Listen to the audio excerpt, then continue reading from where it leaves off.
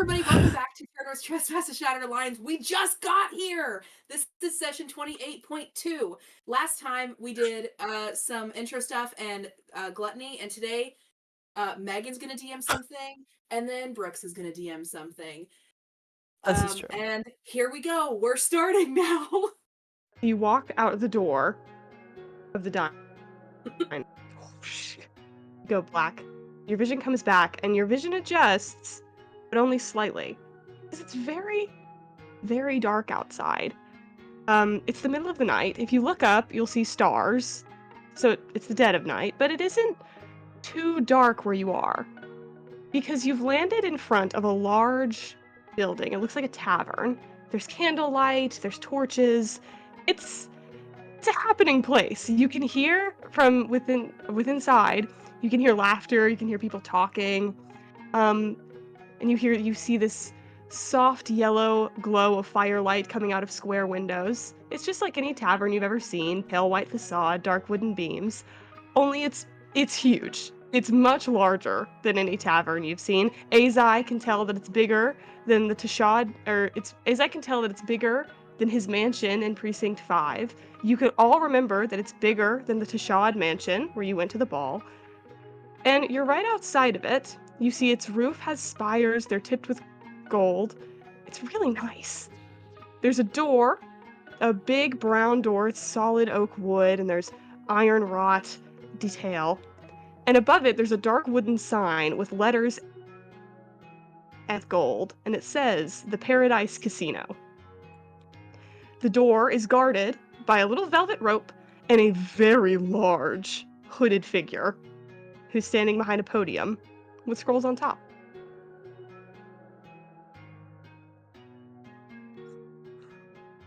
Does Azai remember this lair? Give a history check. Mama, 5. He's such a dummy. 5. Oh.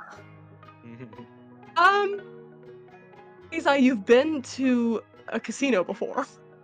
Recognized. Hey guys, this is a casino. Wow. Thanks, man. Can you read? There's a sign. It says casino. I'll reach over and like squeeze Heidi's shoulder good-naturedly, like, yeah, that was pretty good of me.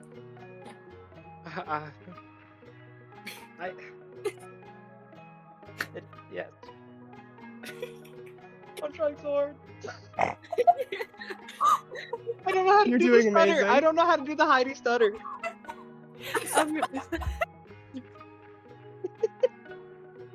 You're doing perfect. No, So it was Heidi's really good. stuttering. Heidi's stuttering. Azai is confident that we're in front of a casino. The large hooded figure calls out to you in a very deep voice. He says, "You guys coming in?" How old do you have to be to go in? I am only 2. So you a grung? Am I wrong to assume that? I'm a grung. Amazing. He starts flipping through these large scrolls in front of him. He says, yeah, two's good. I need your name." Princess Kiana Hold of Abyssinia.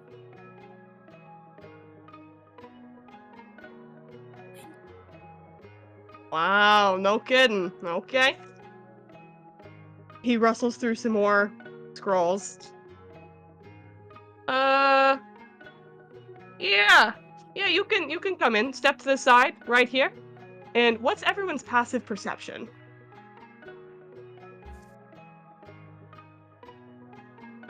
Where is 16. it?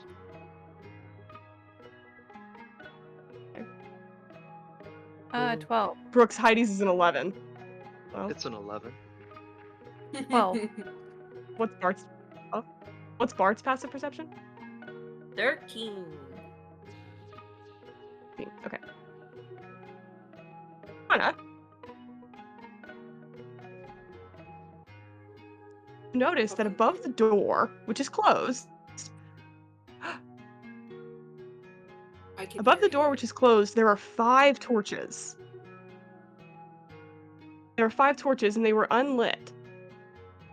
But when he said, yeah, you can pass, one of them ignited.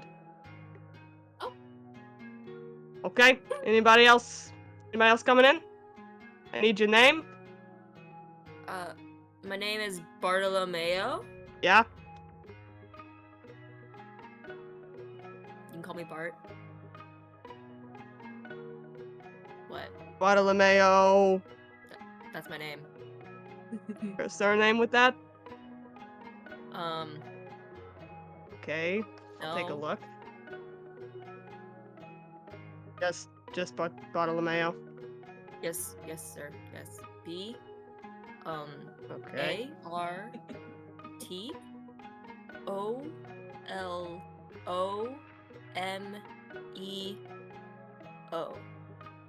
Bartolomeo. My friends call me Bart. Charming. Yeah. No, we got you right here. And as he leafs through all these scrolls, I said he's very large. He's you can't see any part of his face except for his mouth that's being very rude to you. So you just see his large hooded head go. Uh-huh. Okay. Yeah, you can step over there with the little grung. Thank you. And Kiana, you notice again a second torch lights up as Bart comes and stands with us.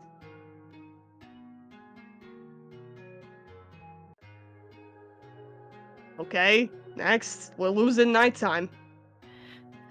Bertha.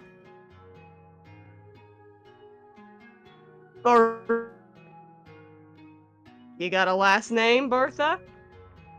Bowen. Bowen? Can you spell Mhm. that?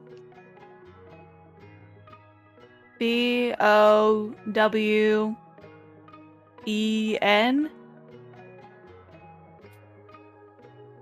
That's not her name. Yeah, I don't have a... Her name is Cyrus Bowen. Yeah, no, I don't have know that why you're name. lying. Bertha? Who the heck is that? Thank you. Who's Thank Bertha? you. Thanks. That's Thank you, Cyrus. young Thanks, grung. guys. You're so kind. That's great. Thanks. Little grung. How do you spell Bowen, little grung? It's Bowen. B-O? Oh. Yeah. I already told you. Yeah, Also, okay. you can't call me You're Little good. Grung. That's racist. Please be respectful to Oh, the princess. you're right. You're right. Yeah. You're right. They had me take racial sensitivity training last week, and I ain't passed yet. But you're right. You seem like good folk. I'm sorry, princess. Is that better? Yeah. Okay. You, Bertha, yeah, you can go stand over there with them. And Kiana, once again, you see a third torch.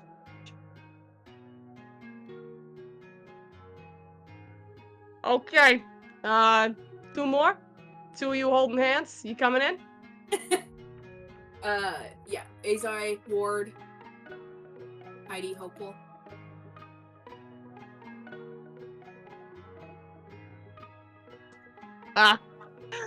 Okay. Let's see. You said Hopeful was that last one. For now. Yeah, I got it written. Babe. Okay. It's a nice place. It's a nice place in there.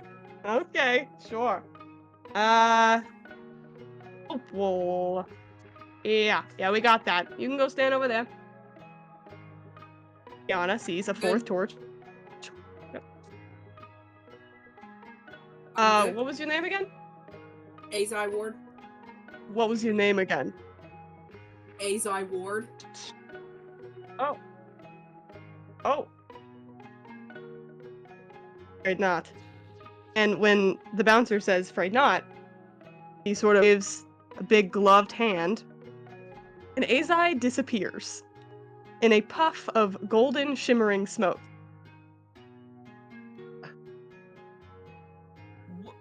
Yeah. Okay. I hold Heidi's hand. My boyfriend's gone. Sir? Sir? Where did he Is there a go? problem? Nope.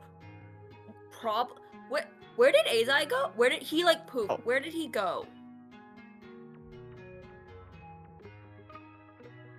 Yeah, look. Welcome to the Paradise Casino. You'll go in a minute. They got a rule here about returning members. They got a different policy. He's gonna be waiting for you by the exit, okay? So Oh. don't worry about Pretty Boy. He'll be fine. Okay. Okay. So he just passes? But well, I just work here. He's been here before, so you kind of yeah, same casino twice. You played all the games. You did all the things. He's done it. He's probably got something else they got him doing. They don't tell me. But yeah, if you're all ready, you can walk right in. Shall I show you in? Sure. Yes, please. Will we win Goodness. anything? Well, it is a casino. I sure hope so. Hopefully we'll win passage to the next layer, Cyrus. Cyrus, Speak please for calm yourself. down. What was that? Nothing. What was that? Right, if you guys are done fighting, there's a casino inside. Lots of fun. Have it. And he opens the door for you. Do you walk in? Yeah. And I go. Amazing. And I go. Da-da-da-da. Okay. As the bouncer shows you inside, you realize why the tavern looks so big on the outside. It is huge. The room is vast. People are seated around various tables stacked with gold coins. They're playing at cards or dice, all these games you recognize. There's other games too that you've never really seen the likes of before. You see someone wave a wand over 3 spinning canvas wheels as they come to a stop, and they stop on 3 different images. There's an apple, an orange, and a banana. Their body language signals clear disappointment, but they offer another coin to the steward and the wand, and the canvases begin spinning again. Looking around, yes? Is little frog? I was just Okay. laughing. You're looking around, and the large figure who's following up behind you removes their cloak, and their appearance entirely shifts. It is not a large, muscly man like you may have expected, but it's a woman. She's very young and healthy in appearance. She is, in just drop of disguise self, she's lost 100 pounds. She's very tall. She's taller than Cyrus. She's got long blonde hair tied in a braid down her back, and she's got jewels all in her crown and her hair. And though her fine blue silk gown with golden designs embroidered along the edges is certainly striking, nothing's quite as striking as the icy blue cloudiness of her eyes. And she pulls out a walking stick, and she begins stepping towards you. She says, "Well, hi there! My goodness, I am sorry for all the disguise and the deceit. I know it's troubling. I just had to make sure it was good folk I was bringing into my establishment." You're beautiful. Very. What? Why, thank you. What? Why, you are just the prettiest little frog princess I've ever seen, and you are quite a handsome musician man. I knew it was good folk. Now you there, and she points to Cyrus. You are giving me a little trouble, but I can see you. I know you're good folk. Isn't that right? The best. Right. And you too. I know you're good folk. You seem a little tense. Everything all right? She motions to Heidi. Yeah. I'm not used to being without my guide right now. So I'm a little That was the stressed. But you said he's fine. right. Well, there is no need He is. He's just fine. There is no need to be stressed. I'm sure they've already told you all about these few layers in our hell. This is all right. We aren't here to let you make you wait in a forever long line or tell you want too much. No, we're just a little respite right in the middle here, and you're good folk, like I said. And I'm sure you've been through the ringer, no doubt. You deserve a little break. And here, in the Paradise Casino, we just want to help you get what you deserve, all right? How's that sound? Well, we have been through a lot. I know. They've got no sense of hospitality in those other layers. I keep trying to tell them.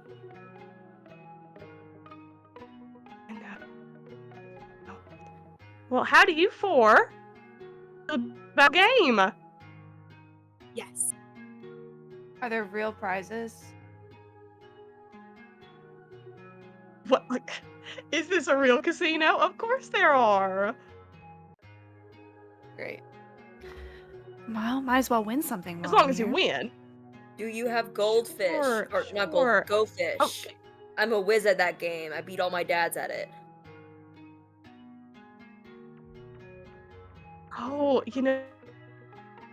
we might have that at one of the back tables, and maybe you can take part. But I've got a special one for you. I mean, you're a band of heroes. Is that right? You're good folk. I got a special game for you. Did little Let's princess hold have a question? Texas Hold'em. Yana. Oh. Whatever you'd like, little princess. We're getting a bit closer. Come on over and I'll explain the rules. She bet it's motions you to a solitary. very large. You guys She noticed motions that you to a very Kiana, large table with 4 chairs. I immediately really like this lady. I go up and I hold her hand.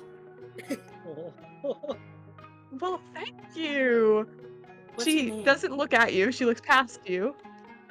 Well, I've had many names. Oh, most folk around here just call me Mama. Okay. Mama. You feel a little tense. Are you all right? Oh, this is wonderful. I like this place a lot. Right. All right. Well,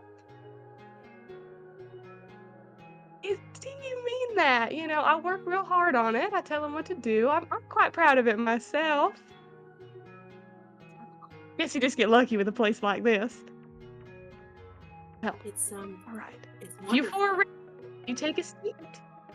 Oh my goodness, thank you. Go ahead, take a seat, and I'll explain the rules. Now, I told the little princess my name was Mama. That's what everybody around here calls me, so that's what you can call me too. Mama. And what I've got for you, it's just a little game. I won't keep you long. It's just a little escape from it all. Simple game. I take it you've all seen a deck of cards before. She starts shuffling cards in front of you. Good, I'm seeing nods. Oh, Miss Bowen, you're familiar with 52 card deck? Yes. Wonderful. Kings, queens, all that.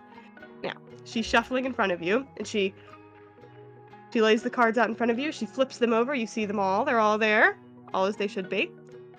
Now, you'll each be dealt 1 card. Now, keep it secret. And we'll each take a turn, raising a bet, matching it, or folding, if you don't think your card passes muster. We'll get down. Your card is the highest. Well, you win the pot. Any questions? And I can explain the rules as Megan Lane. How this will work in terms of mechanics. Great. Go ahead. Go ahead and roll initiative for me so I have order for you, and then that'll help. Yeah. Of course, Oh. Queen. Heidi is locked in. Did you make her a gambler? Is that what she does on her Or pastimes? You know, I didn't know that about Heidi, but maybe it's true. What am I Megan. adding here? Megan, do you need to text Brooks what he needs to do? 18. Like you would have told Jesse? I was gonna say, Jesse, I trust you with my heart. I have something to send Brooks that I was gonna send Jesse, but you can do whatever you want, Brooks. Okay, 18 for Cyrus. Oh my god. I forget how high my initiative bonus is. 19. What is it? Oh, sorry, 20. Ooh. 20 for Bart. Good lord. 9. What was Heidi's? 18. 9. 9. 18 for Heidi. And a 9 for Kiana? Yeah.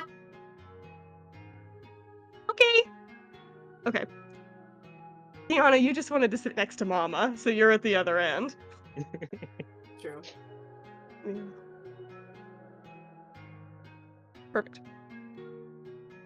Alright. So Mama is going to deal you a card. And how we're going to do that is you're each going to roll a d12. And you can go ahead and roll it. Keep it a secret. Don't tell anybody. Now, I'm going to put in the chat, if you get a 1 on your d12, you've gotten a jack. If you get a 2 through 10, that's just your number. You get that number card. And if you get an 11, that's a queen. And a 12, that's a king. This is me doing the best to replicate a 52 card deck with dice. So you have that, keep it a secret. So Mama deals that to you. And when it comes to your turn, you will either choose to play, bet, and bluff, or you will choose to fold. So if you think, you don't have a chance, your card isn't going to be the highest, you don't think you can bluff your way through it, you'll just say, I fold. Your character pushes their card forward, you're out of the game. If you choose to play, you have to raise a bet. And if your character has any GP on them, they can, okay, I put 30 GP I put 30 gold pieces in the center of the table. If you have something in your inventory that you want to gamble away, you can put that in the center of the table. This is hell if you want to get a little metaphysical with it. And so, back in my mansion, I have a really nice loot. You can say, I'd like to gamble that, and then when you exit hell, if you've lost the game, that loot will not be there. Ooh. Understand? I just Amazing. recently learned how to play poker, so this is great timing. Amazing. And this is, hey, not real poker. I made it up from my vague understanding of poker and put it in It's a pretty fantasy similar. setting. This is It's half pretty poker. similar. Yeah, it's like half poker. It's pretty similar. It's half So, poker. Half poker. I really don't Okay. play blackjack. Oh. So first up in our initiative roll, Bart. Mama shuffles the cards, she deals them out. Yours is pushed toward you. As you reach to flip it over and look at your number, your vision shifts. Goes black. He's black, Bart. You're laying down on a luxurious chaise longue. It's made of the softest velvet. And Bart, this beautiful moment of relaxing luxury, you're strumming on a brand new lute. And you can just tell in your musician's heart, it's never been played before. You're the first person to play this lute. Bart, give me a performance check. What does this lute sound like? –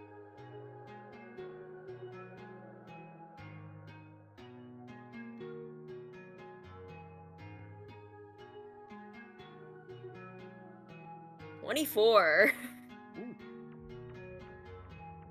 24? 24. Bart, it's the most beautiful lute you've ever plucked a string on. And you're playing and the notes are just resounding off of it. You are Bartolomeo. It's a nice loot, and it's brand new, and you're just going away. You're sweeping yourself away with the power of your music through this instrument. And as you're being swept away, you're just sort of lost in your own world. A voice next to you says, "Now does the gold Mr. Bartolomeo or the bar?" You so broke up. Babe. When? A voice next to you says, I'm start here. Amazing. A voice next to you says, Bart, "Now, does the gold suit you, Master Bartolomeo, or did you prefer the silver?" And as you open your eyes, you notice a couple of things. You realize that the room you're in is your mansion. You're back home. The BTS mansion, it's all yours again. The woman who spoke to you, it's Mama. She's never been in your house before, and she dresses a little different, a little bit more Varanthian. Her gown is a little less flashy. It's Varanthian red. Her hair is in an eccentric updo. And the lute you're holding, Bart, is made of gold. Oh, you don't know how practical it is that a lute would be made of gold. The music in it's just beautiful.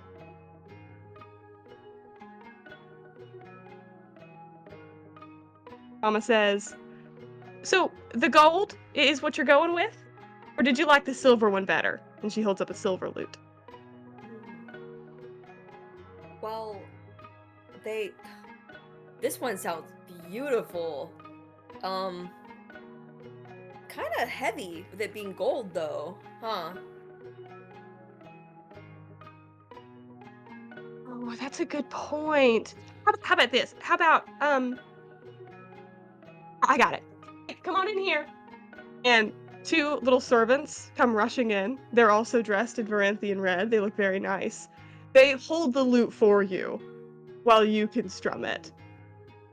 Oh, Is that better? A little lighter load. it is, but I think I'd just be more comfortable. Do you have any of like the any wooden or lutes or where regular lutes that we have? Any like the more simpler ones? I don't really need it to be so Cool. shiny. Like it sounds beautiful, but like do you have any of simpler ones? Oh. Well, I sure, I can bring them in, but I didn't think you'd want a simple one on account of, well, you've got them all already. And she motions back behind you, Bart, and you're in your music room in your mansion. You look behind you, and the wall is filled with every lute you could imagine. There's a reason she's brought you a gold and silver lute today. It's the only one you don't own. Right. I was just thinking we'd complete your Right, I have all of collection. those.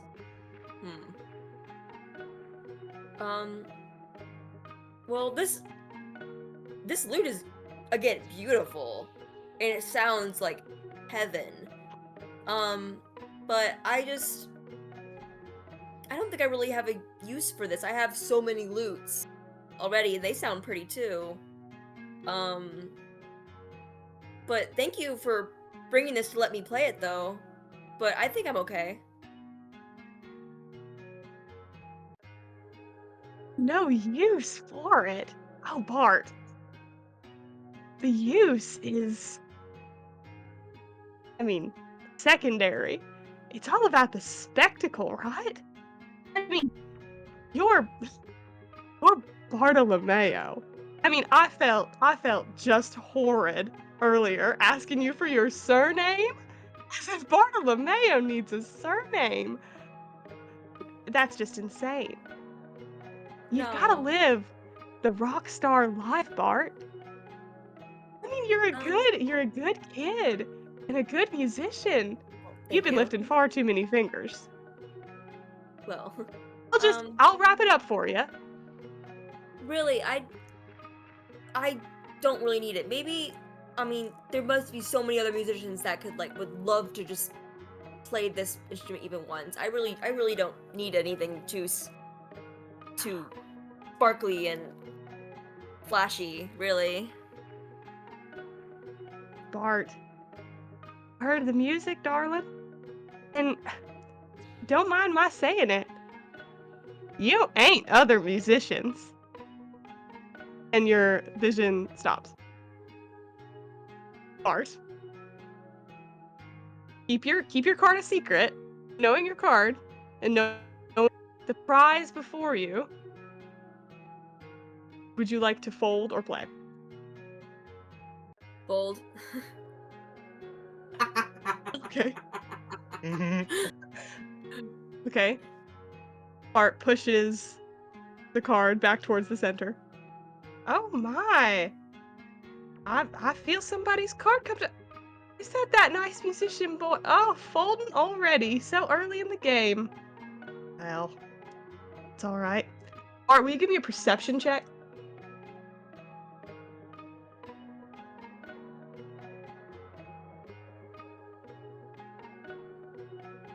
20?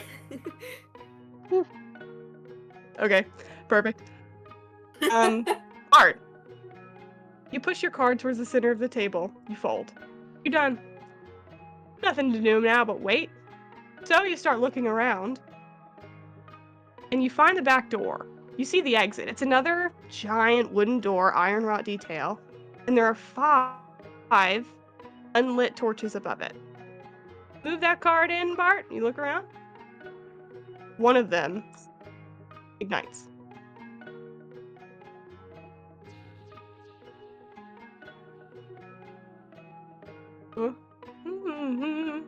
Cyrus, but I will remind you all, you're all sitting at the same table, so feel free to chat. Cyrus, you reach forward, you pick up your card to turn it around toward you, and your vision goes dark. And when it comes to light again, you're sitting in a house. You're not in the casino anymore, you're in a house. Well, it's really more like a...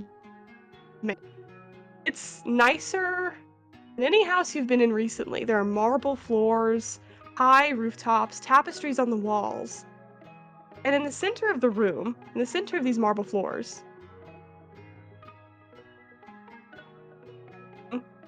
on a throne. Nothing too flashy, but it's iron and it's velvet. It's quite nice. And at your feet, when you're sitting at this throne, there are bags full of gold coins. You're all alone. Empty room. It's pretty, living it up, pretty nice. And then you see two figures come in the room. One of them is an orc, very large man, and there's another figure wearing a mask. So you can't see this other figure's face very well. You can't see their eyes, but they look they're very tall but they're very slim. And the orc comes in and he tosses another bag at your feet. And as it lands there, you hear the coins inside clink together as the bag makes its little landing. The orc says, well, we got the Cindervale job done. Took out those two Ostern brothers, just like you asked. We get a cut, like agreed?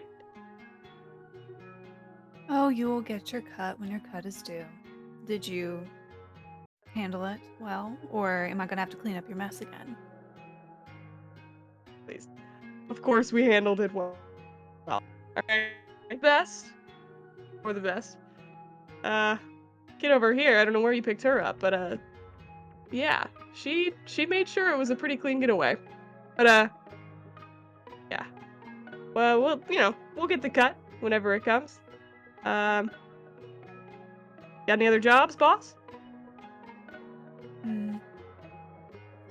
What's his name? He's been bothering me a bit lately.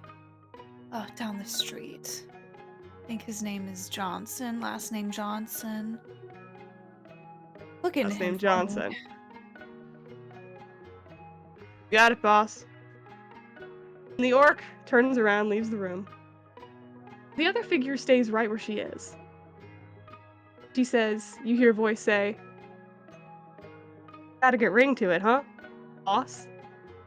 As she says that, Cyrus, you look around the room again. Go ahead and give me a history check.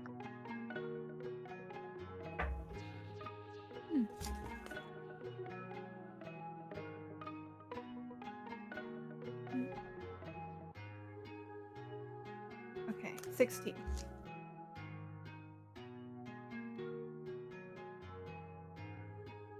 You look around, and you're not sure you've ever been in this room before, but the marble floors, the high ceilings, the tapestries, the everything.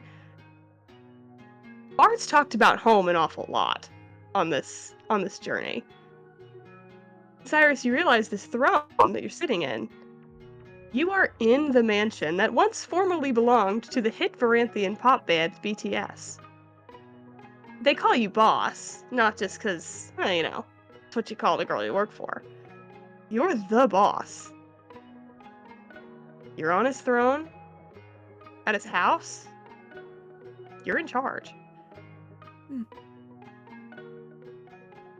Mama continues talking. She says, "Yeah, I know. I mean, the name sounds pretty good, right, boss? But it all sounds pretty good, doesn't it? The chink of the coins at your feet, the voice of the assassin saying yes, ma'am, no, ma'am, working right for you. People who listen to you instead of barking orders. It's a far better sound than that. It's what money can buy, Cyrus. Power. I mean, that's all the boss is, as he is now, is rich. The underworld is full of mercenaries, and they're loyal to the highest bidder." And as she said all that, she was walking up towards you, and she kicks over one of the bags. She spills the coins and the gold and the jewels all over the marble floors. And alongside it, amongst the contents, is a crown. It's dark metal, it's got bright red gemstones set into it. And Mama picks it up, and she places it on your head. A girl like you deserves it. And you can have it, Cyrus, if you just get lucky. Or bluff your way to the top. I mean, you can do that, can't you, Cyrus? All you've been through and no one would know it. Got a real good poker face. And that's where your vision ends. And you're back at the table. You look at your card, you keep it a secret. Does Cyrus want to fold or play? She'll play. Okay. What does she get? What does she bet? How good's her Let's- card? Let's start low. First bid. 10 gold pieces. 10 gold pieces. Cyrus, 10 gold pieces. Chink of it as it hits the table, and it's a little bit like the clink you just heard of that bag of gold and jewels falling at your feet. That one was a whole lot sweeter. Mama moves her head. She says, "Oh, our first bidder. My goodness, 10 gold pieces, is it? I knew you were good folk." Then we come to Heidi. Heidi, you reach for your card, turn it over. You check it out, but as you touch it, your vision goes dark. But you almost couldn't tell, because when you come to, you're still sitting at a very large round table, and there's other figures at the table with you. But it's strange, Heidi. You are dressed very well. For the last 5 years, you've had maybe 2 formal outfits for events like this, and you just cycled between them. But here, you've got a fine satin shirt. It's Varanthian red, high-necked, loose-sleeved, with cuffs at the wrist that are perfectly fitted. You've got new, shining boots from Viscount Versace, and your hair is pulled back with a comb, not a quill. You reach your hand back, and it feels like it's made of marble or jade. It's cold and it's smooth. And as you look around at what sort of event has prompted such an outfit, you see that you're seated at a table with 4 other figures. 2 of them you recognize as council members of the Varanthian War Council. One of them is a woman. She's not much taller than you, but she's much stronger. Great. She could punch you and knock you out in one hit. And she's banging her fist on the table, and she says, look, you know the precincts were drawn based on centuries-old barbarisms. They have to be redrawn with an awareness to population, self-determination. And as she's speaking, she's cut off by another figure you recognize. This time it's a Fire Genasi man. You recognize as Kalen Drakar. He's also very strong. He's even taller than this other figure. And he cuts her off and says, look, things are the way they are because the best people made them that way. You can't change the game every time you can't win. It's just not how it works. You wings are all the same. Then another figure speaks up. He's far smaller than the other 2. He's a gnome man. He's elderly. He's got a white beard. And he says, oh, well, simmer down. Simmer down. I mean, look. You see the nameplate? Wealthy investor, Barton Bristlebark. All right, look. We've all got opinions too, right? Investors, like Miss Hopewell and I. Ideas. What do you think, Miss Hopewell? And he motions to you, Heidi, and he asks for your opinion on what they're talking about at the table. Well, I haven't done all the necessary research to weigh in with expertise, but I do believe that systems need to be reevaluated regularly to keep up with the current population.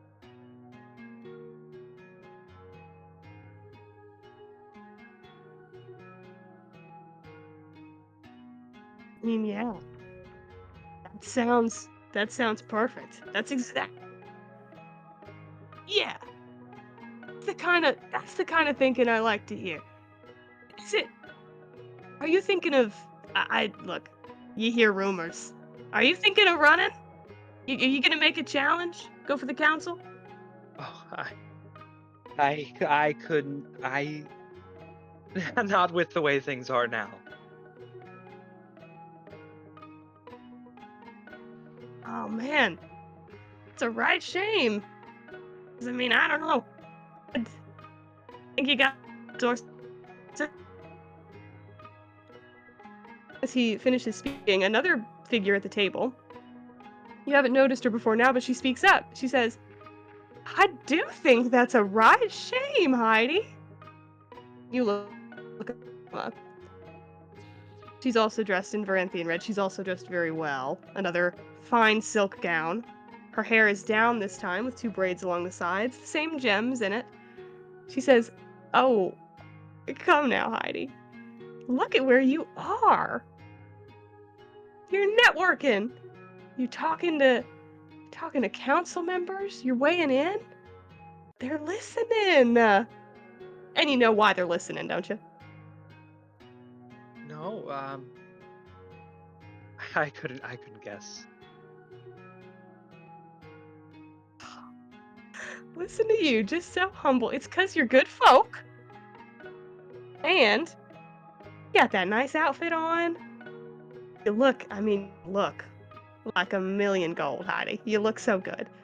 And you look professional. You look tough. And, well, dinners like this, if you look around, you only get in if you're a council member.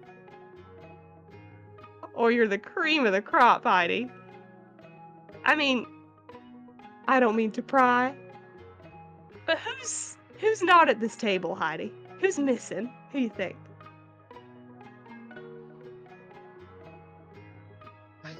I don't want to guess wrong. Will you tell me? And come on now, you've got Councilmember Kaylin, Councilmember Nix, got this Mr. Bristlebark, this gnome man, and you got me. About your guide, Heidi, huh? Why aren't you at this dinner with him? Um, You want me to tell you why, Heidi? yes, please, thank you. Well, he's here. He's right over, right there. Very tall and handsome. You know the one. And she points across the room, Heidi. And Azai is sat at another table, and he's whining and dining. Some other council members, some other investors. You're not A+1 to this dinner. And, of course, there's the only other way you've gotten into events like this is that rotten boss of yours. She points over across in the other direction. Ignatius Fenton is sitting at a different table, talking to other council members and offending investors. Heidi, you're here yourself. You bought your own ticket. You're not here as Azai Ward's +1 or as Ignatius Fenton's secretary. Because by the way, you're not his secretary anymore. You don't need to work a job when you win it big at a place like the Paradise Casino. I mean, I can't promise you these people at Varanth will listen to you. I can't promise you that the Bart and Bristlebarks of the world will throw themselves behind you, but Heidi, you'd be amazed what money can buy. I mean, you deserve it, right? You're good folks, and you're born to have. Play the game, play it good, and it's yours, easy. All you have to do is get lucky, or lie through your teeth. Mama gasps and she laughs. It's a bit like politics. And your vision ends, and you're back at the table. You see your card, keep it a secret. Now, Brooks, I forgot to text you. I will tell you, Heidi is averse to risk-taking. Generally speaking, she's very nervous. But it's on you. Does Heidi play or fold?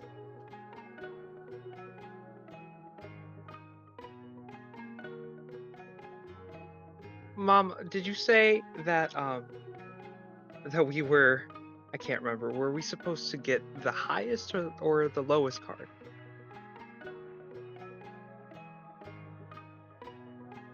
My, no, the highest would win.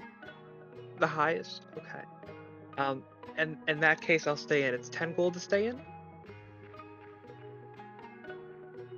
Yeah, gotta match the bet. Throw it in there.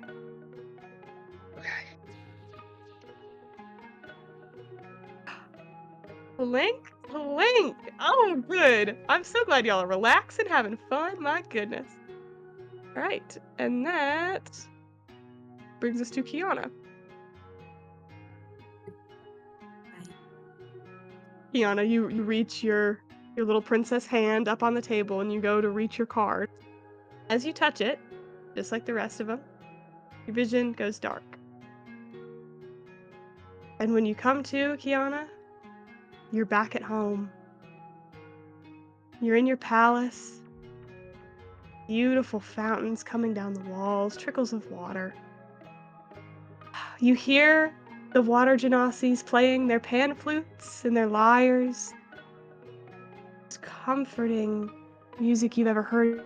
Go at peace. And you're going for a And as you do your normal backstrokes and freestyles, Kiana, you're not swimming in a pond. You're not swimming in a pool. You're swimming through gold coins and jewels and anything your little heart can think of. So nice. I mean, you feel it, the clink, clink, clink, clink, clink, clink, clink, clink, clink, all against your little grung skin. It feels good. You hear a water genasi girl say, Queen Kiana, we'll bring you your robe in a minute if you're all done swimming. Is there anything else we can get you? Do you want a lovely snack or I don't know, a goblet of wine or anything, my queen? What would you like? Oh, I'll tell the cook to make everything. Do I have to share?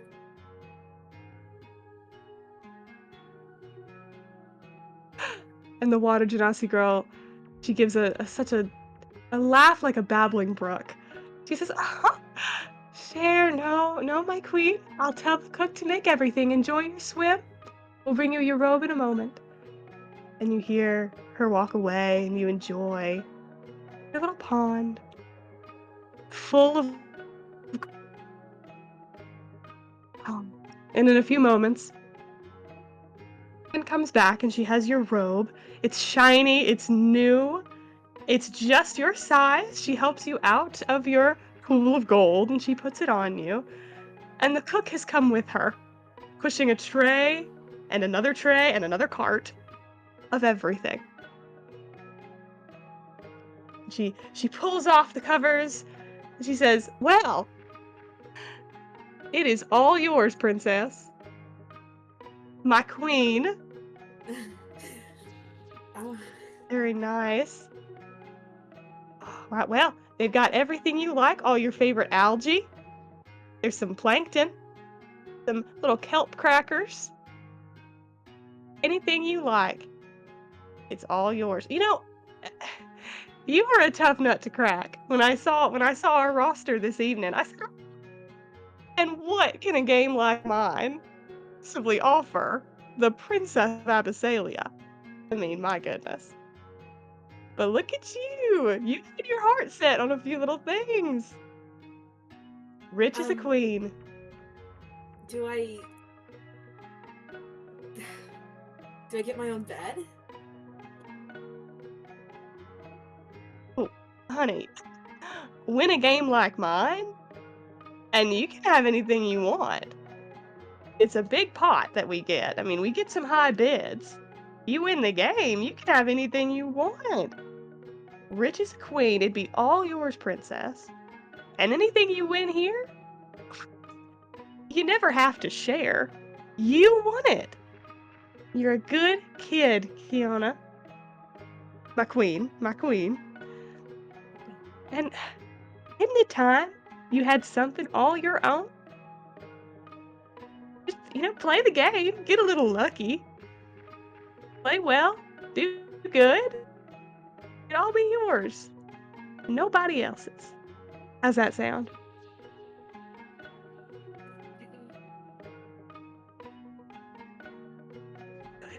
Good. Ends.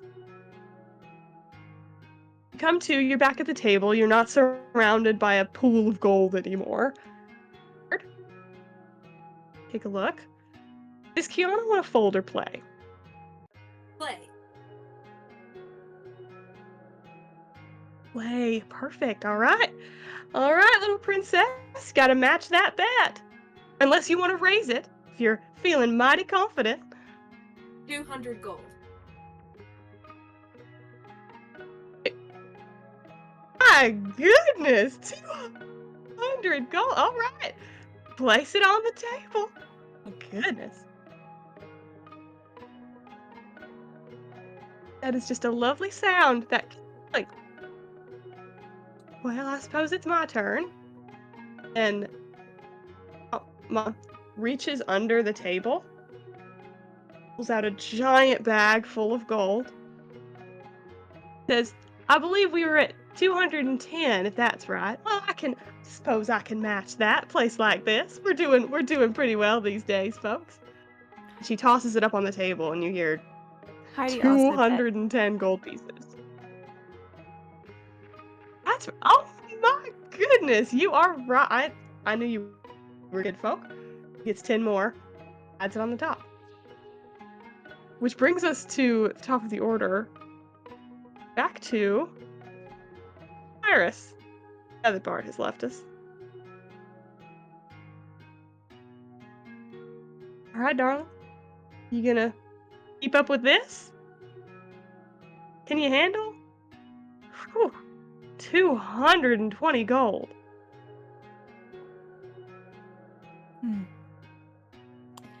Question. Josie question. So Yeah.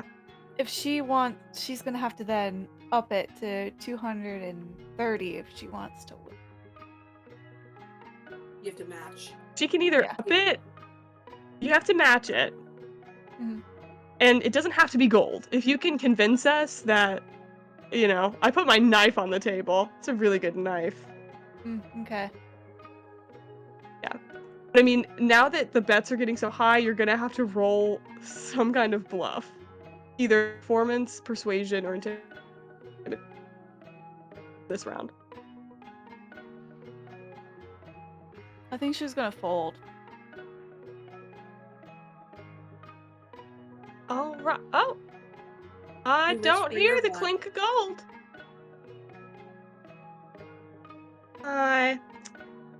Well, I'm just rightly sorry. I thought that vision of yours was mighty fine. I thought good worker like you right deserved it. Well, that's Too all rich right. for your blood. Cyrus, give me a perception. Hey, give me that money and then I'd bet it. What'd you say, Megan? I'm sorry. I need a perception check. Okay. Too rich for Cyrus's blood. Oh my! Little princess has got a mouth on her. No, that's what I said my snarky comment to Kiana. She's getting feisty. You said perception? Yes, please. That's gonna be 19. Dang, Lord. All right. Cyrus, as you flip that card in, you fall back. You just lost 10 gold because of course you did. You're looking around. You see the door too, and a second torch has lit up. We're back to Heidi. Heidi, the pot has grown since your last turn. We're now at 440 gold pieces in the pot. No? Cyrus folded. She didn't have to pay anything.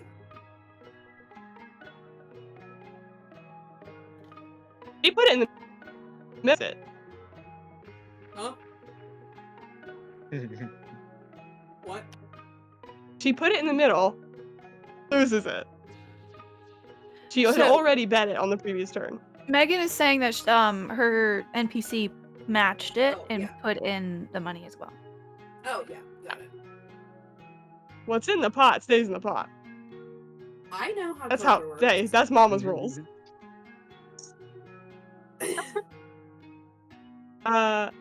Heidi!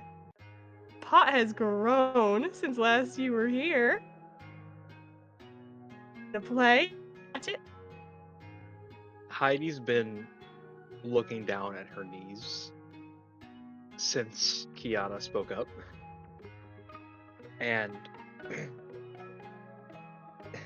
she says just loud enough for Mama to hear, but hopefully not loud enough to get right to the seat next to her with Kiana.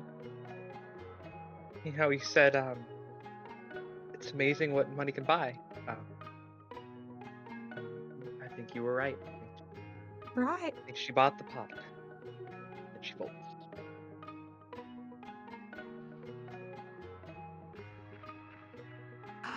My poor Heidi. You told me you were a good kid. You just didn't know a good thing. Well, that just leaves me and little this. Heidi, give me a perception check. Heidi, give me 2 perception Nat checks. 20 on the first one. Would you like a second? Perfect. I would love, yeah, I'd love a second. Oh, the next one's not good. 7. Okay, I got you. Hey, I got you, Heidi. Heidi, you've been very anxious this game for many reasons. You're often anxious. But as you fold, you start looking around the room. You start looking for Azai. And you don't see, he's not in any of the other games. They didn't put him on the slots. As you're looking around, you see the door. And on both sides of the door are suits of armor. They're made of gold. Solid gold, from what you can tell. And one of them, the visor is up. Complete suit of armor, you can't see it. The one on the left, Heidi. Full suit of armor, perfectly still, solid gold. The visor's tipped just low enough so that the eyes can see your table. And Heidi, you'd know these eyes if they were across a crowded arena. His eyes over there. They told you he'd wait by the exit. He's in a solid gold suit of armor. Can't move.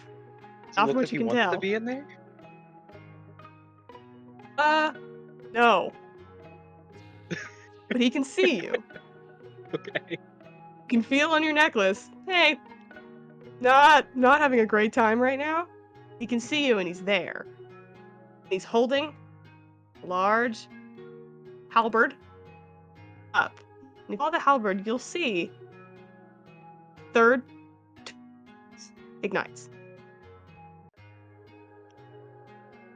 Back to the table.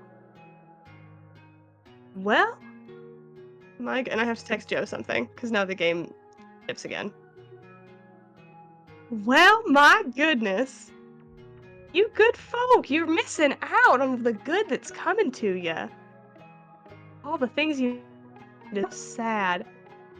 But my little friend here, my little princess, she knows a good time.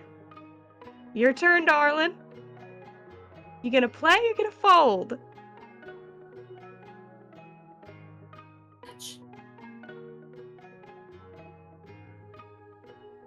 Say that again, darling. I didn't hear you. I'll match. Now, 440 gold? Well, that's what I have to play to stay My in the goodness, game. put it up there. That's right. Did you want to raise it at all? You got good confidence in your card. Okay. She puts another 10. Oh, you got a good sense of humor, little princess. My goodness, so that, if I hear the clinking right, that puts us at 890 gold. Well, I think I can match that. She reaches below the table, pulls out a huge bag. It thuds on the table on top of this giant mound of gold. She says, and you know, she touches her card. She says, I got a good feeling about this one. I'll bet the house. Everything in here, darling. On the table. Can you match that, princess? Yeah. She reaches into her pockets, pulls out her big coin purse, first dumps all of her remaining gold pieces on it, a few hundred. And then she goes, and I don't know how much it's worth, but you can also have the palace, and you can also have Daddy's carriage, and she pulls necklace out of her pocket, tosses it onto the table, and says, I really need that vision to come true, so all in.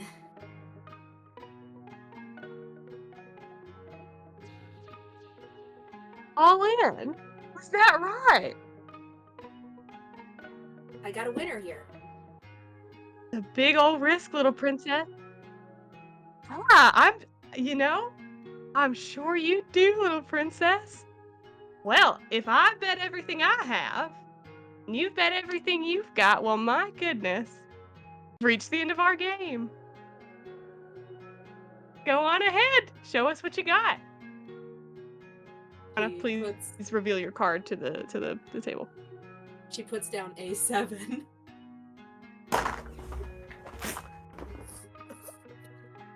Oh my.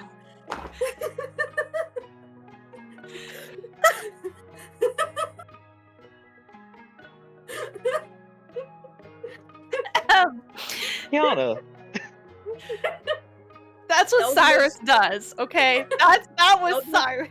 In character crash out I've ever seen. Character, you're all sitting at the table for the game to be done. Over a 7 after she just bet every part of herself. Hang on, Megan, you're breaking up. I just heard you guys see No. as Kiana turns over her 7. Kiana turns over a 7 after she has just bet everything she owns, everything she is, everything she has. She turns over a 7. Your characters see this.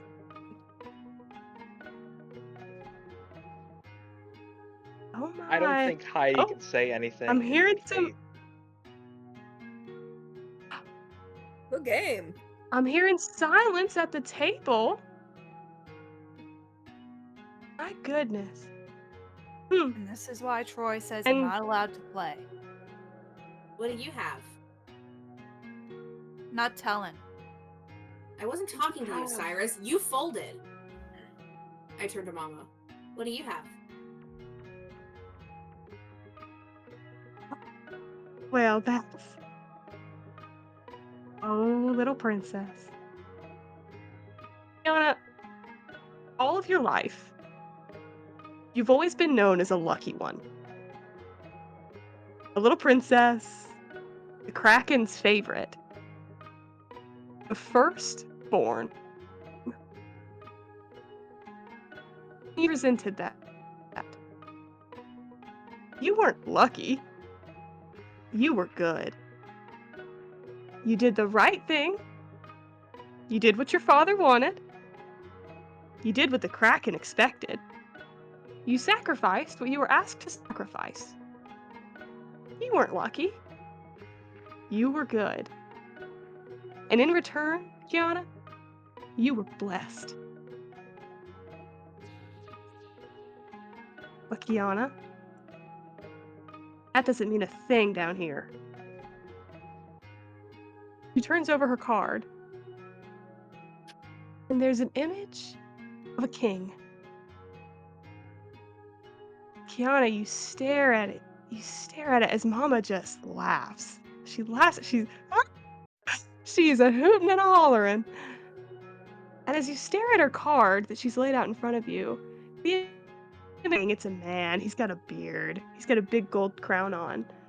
You look at it, and you look at it, and you blink, and the image starts to swirl.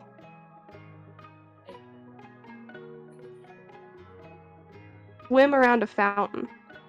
And it's not a bearded king anymore. It's your daddy. He's staring right at you. He looks mighty disappointed. Mama keeps on laughing. She said, "Oh, little princess." Oh, goodness. I mean, you're only 2, and I know we let you in here, but oh, you're too young to know it yet. But in this world, darling, there are winners, and there are losers. But someone really ought to have told you, nothing in this life is free. And the house always wins. And with that, Mama waves her hand, and Kiana disappears in a puff of golden, shimmering smoke.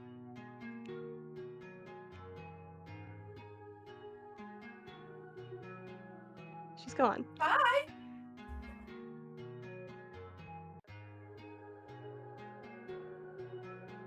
Wait. Everyone give me a perception check. Oh yeah, go ahead, talk. What? No. It was just She commentary. bet everything. She said all in, darlings. Oh, Kiana. I'm not doubting her bet. I'm doubting the house. I know how So twisted Kiana. y'all are. Goodness, what? Blind as a bat, darling. Nat 20. You said perception? Oh! I did.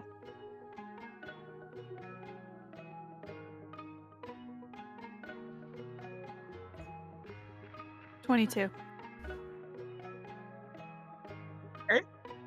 I Party? use stunned. 13. Dang.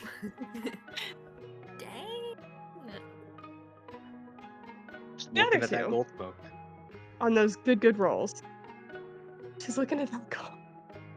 And that gold, guys. In the center of the room, amongst all the hustle and bustle, all the many tables of many people playing and betting and gambling and having all time, a fountain appears. It's solid gold. There's water flowing out of it. Water and gold coins and poker chips and jewels spouting from the top and trickling down into this fountain. And they're spouting out of a figure in the middle of a little frog princess. That girl had a vision. She really knows how to dream big. She saw a big pool full of gold, and she was at the center of it, just and she kept telling me she didn't want to share. So rest assured, she'll stay in here with us. You all go ahead. Oh, and I suppose you're waiting for somebody. Yes, he's ready. She snaps her fingers. Azai at the back door. His golden armor is shaken off. He appears again. And a fourth torch ignites above the door, and it opens. The fifth one remains unlit. So she lost all the things she bet, but she stays here now? But, what? Well, I bet the house, and she bet everything. And so, yeah, them's the She rules. bet herself? I mean, don't worry, she'll have another chance.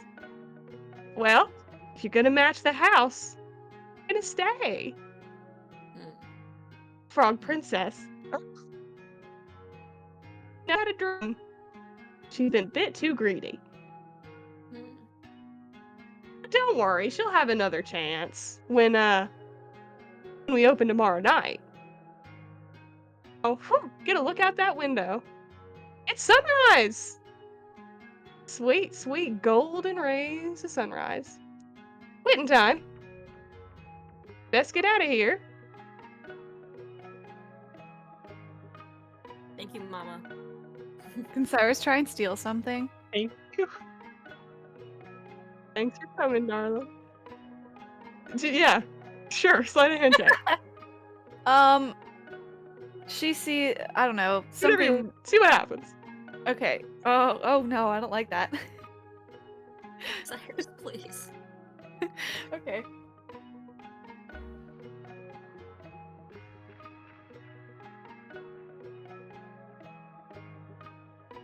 $18.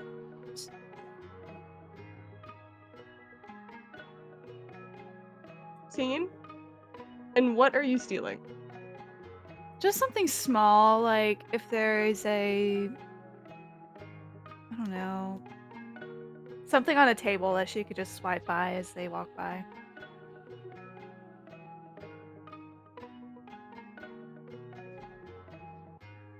Too busy off. Counting her winnings. He's putting everything back in the bag. Click, click, click. Oh my goodness. Look at that. And she picks up Kiana's necklace. Those in the bag. Click. Good game, y'all. Bye now. She's too busy counting her winnings to see what you take. Do you go through the door? I guess we all know the drill by now. We just gotta keep going. As you guys exit the casino, Azai saw the whole thing. He's caught up. You guys continue on. But once again, for the second time this session, we cut away from hell. Really quickly. As we see... And a scene that would normally be DM'd between, Jesse and I. But, alas. Kiana is trapped here as this statue, no necklace, no anything. And yet, despite not having the necklace the way that she normally communes with the Kraken,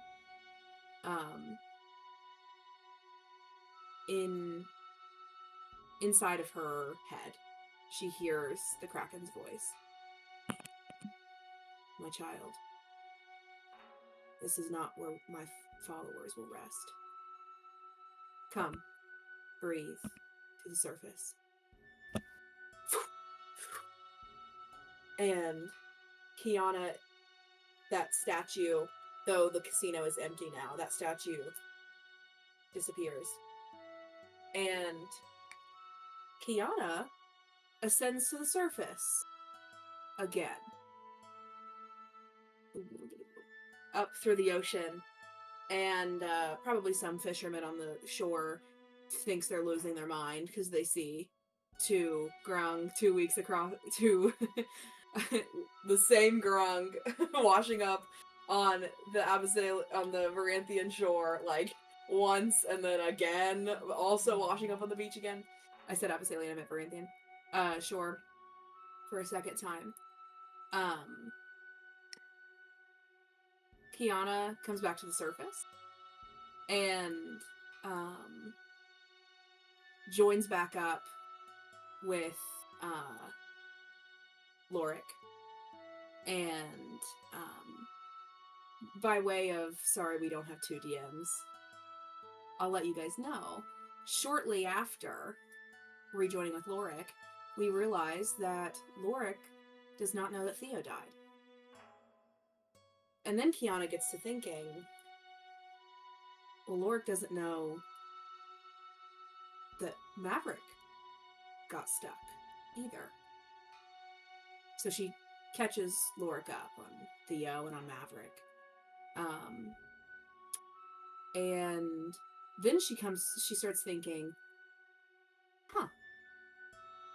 nobody knows about Theo and Maverick. Now, she's a smart frog, so she does know that certain things could happen if you spread word that Rindoshi's prophet and Senator Maverick Tashad died. But she also knows the pain that a family goes through when someone dies. So Kiana writes a few letters. The first to Ophelia Tashad, letting her know, your son is alive. He is on a special mission. He might be gone for a while. And that's all she says to Ophelia Tashad. The Tashads keep that very hush-hush. No need to cause any stir. Joel is kind of stepping in as senator for the time being. But she also sends a letter to the Holloway family, to Theo's mothers, and lets them know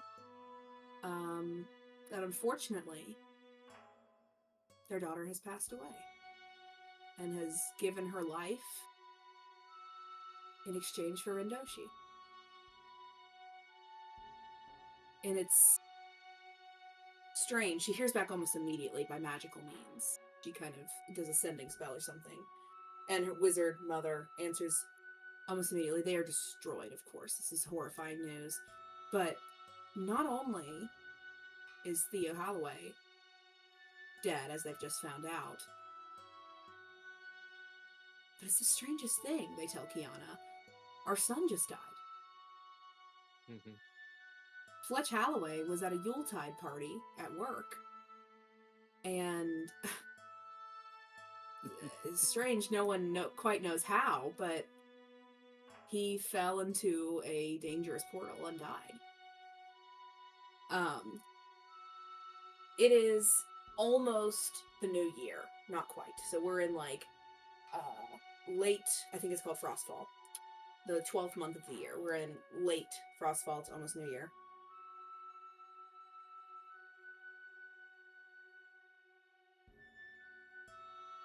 Her family is in ruins. It doesn't take long for her followers to catch whiff of this as well. The monks of the Tranquil Lotus cry out to Rendoshi for answers. Theo was supposed to be the prophet. What's happened? Abby, could you go ahead and turn on your camera for me? Hi.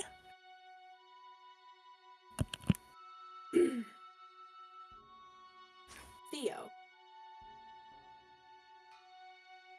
you're somewhere dark.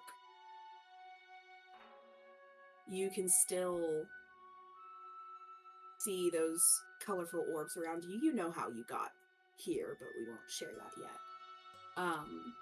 You can see some colorful orbs around you and that kind of thing, and eventually as that you kind of blink too, you find yourself in a place that you vaguely recognize. For those watching on, this would be her childhood home's garden. Theo might have a vague recollection that she's been here before, but she might not exactly remember why.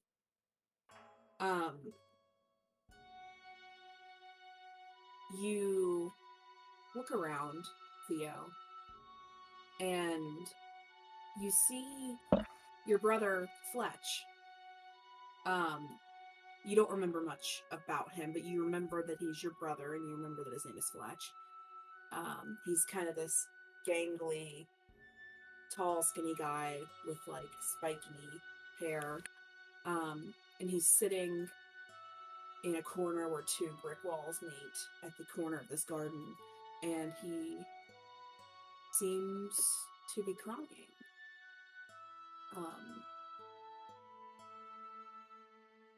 What do you do? I'll look up to him.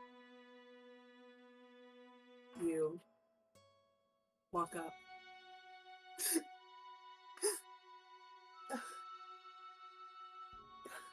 Theo?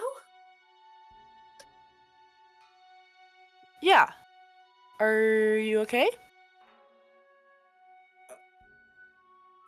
No, I'm... What are you doing here? I don't really know. I mean, sort of, I know.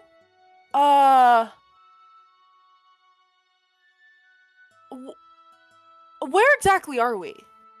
It seems familiar, but where are we? It seems pretty familiar, but I don't. What do you mean? What do you mean, where are we? It's Mom's house, the garden.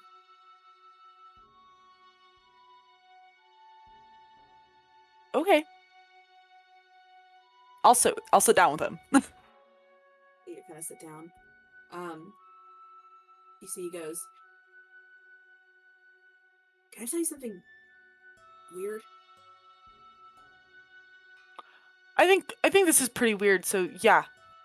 I think it's fair game. I think I died. I think I did too.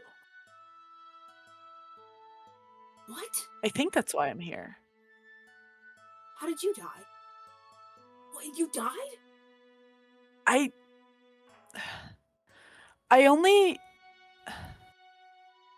really only remember one thing before this. I don't know what happened.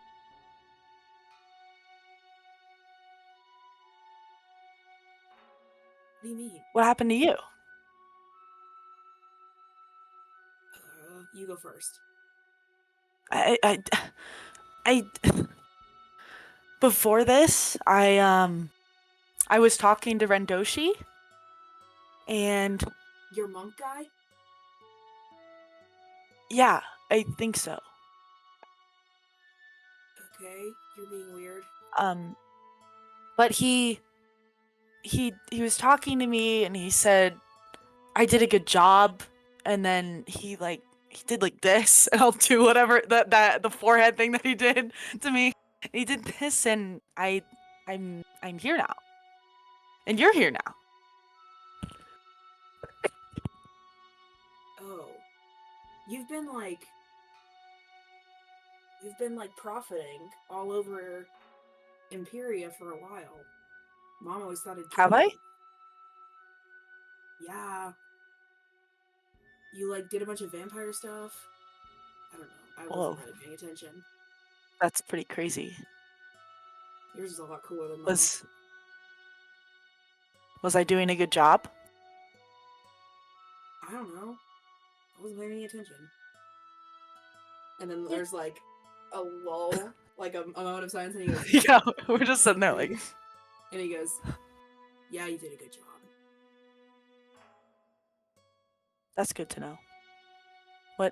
What happened to you now? Like that's literally all I know. You told her about me, then I remember.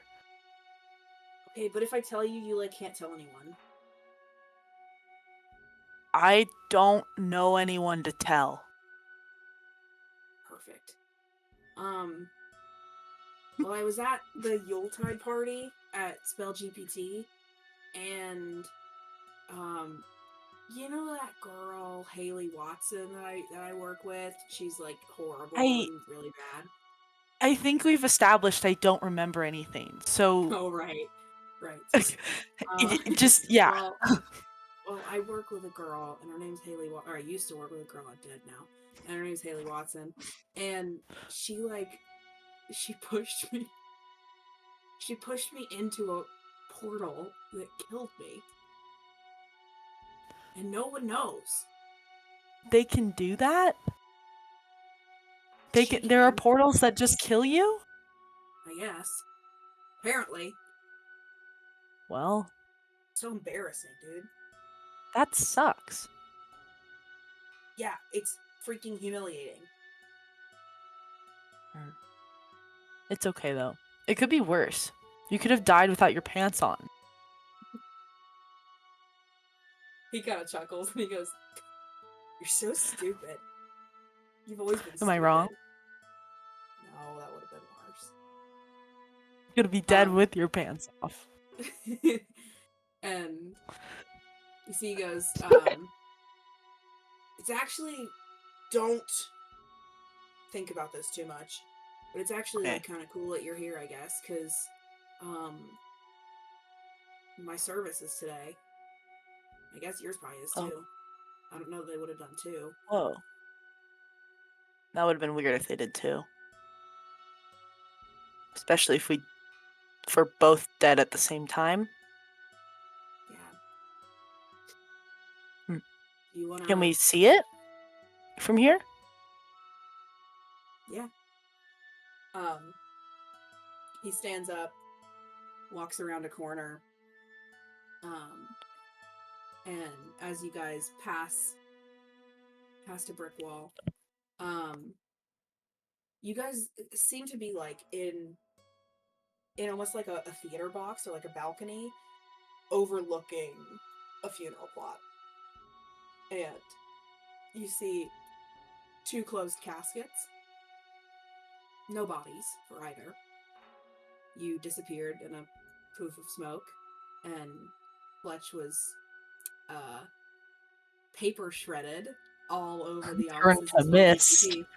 Yeah. Turned to mist and glitter.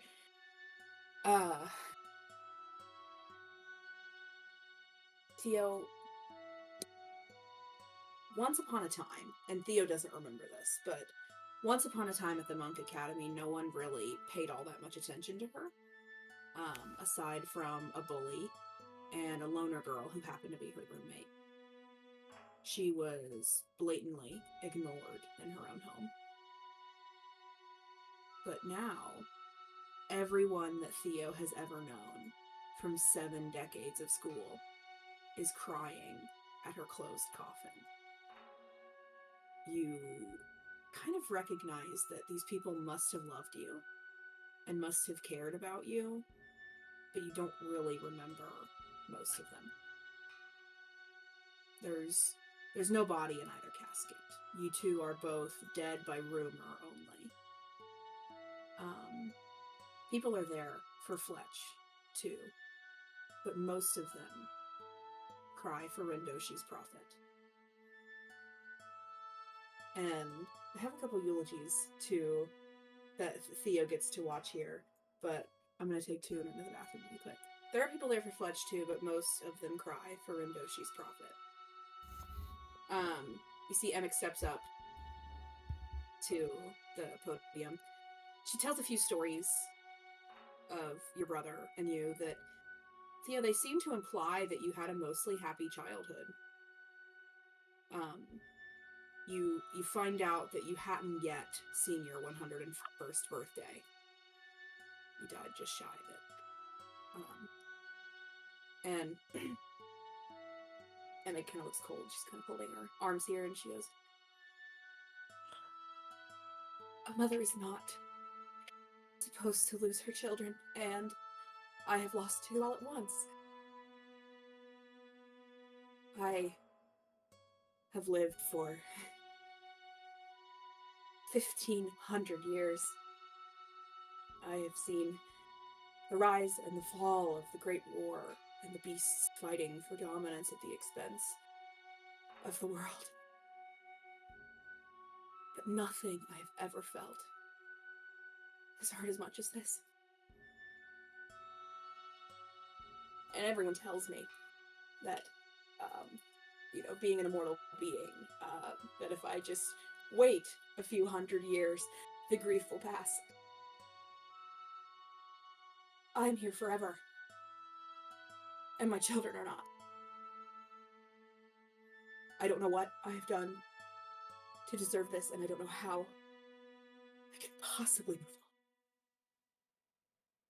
She kind of steps off stage. Fletch silently reaches over and holds your hand. Oh, I'll hold his hand. And you see that Cecilia stands up.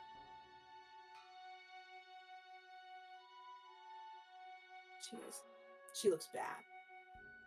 Gaunt. Sunken in eyes. I was cruel. 2 of my children have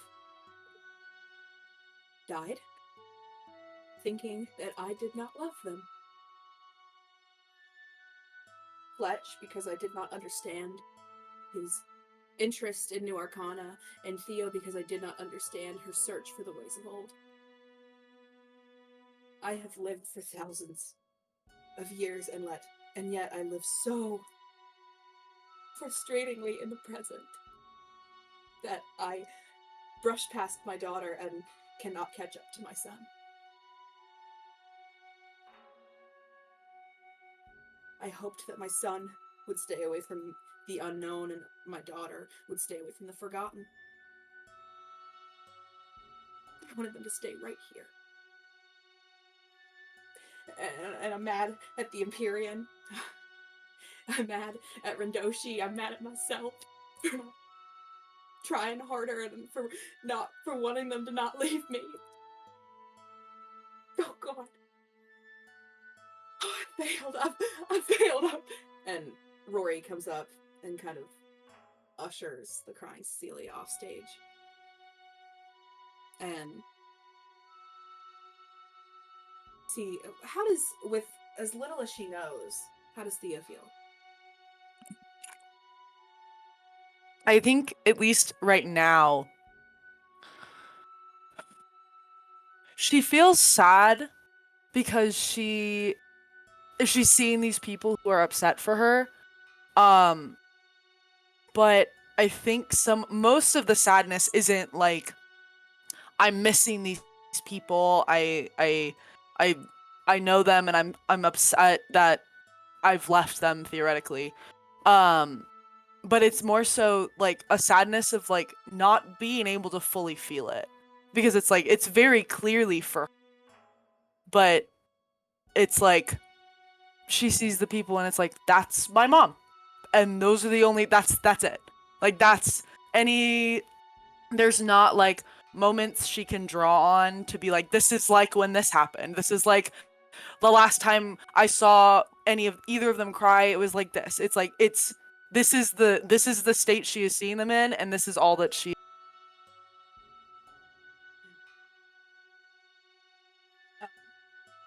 Giving you the slightest indication, Fletch goes, and she's full of it. When Cecilia steps off stage. Is she? She never cared about either one of us. She just cared about herself. Even at her own funeral, she's talking about herself. That's right. You're right. What did she do? Well,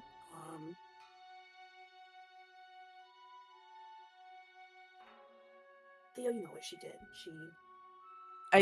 We've established I don't. Oh, yeah. He goes, well, she doesn't like that I'm in tech, that I'm an Arcanotech, because she thinks it's too...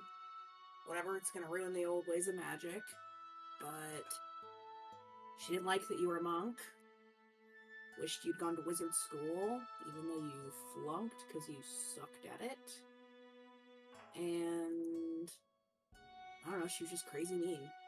When you were doing your, like, prophet stuff, she was spreading rumors about you on HoloCube, and she moved out, stopped living with Mom. But She's mean. I mean, if she moved out, I mean, she's here though. And yeah, she still moved out, but Yeah. I think she just wanted to hear herself talk.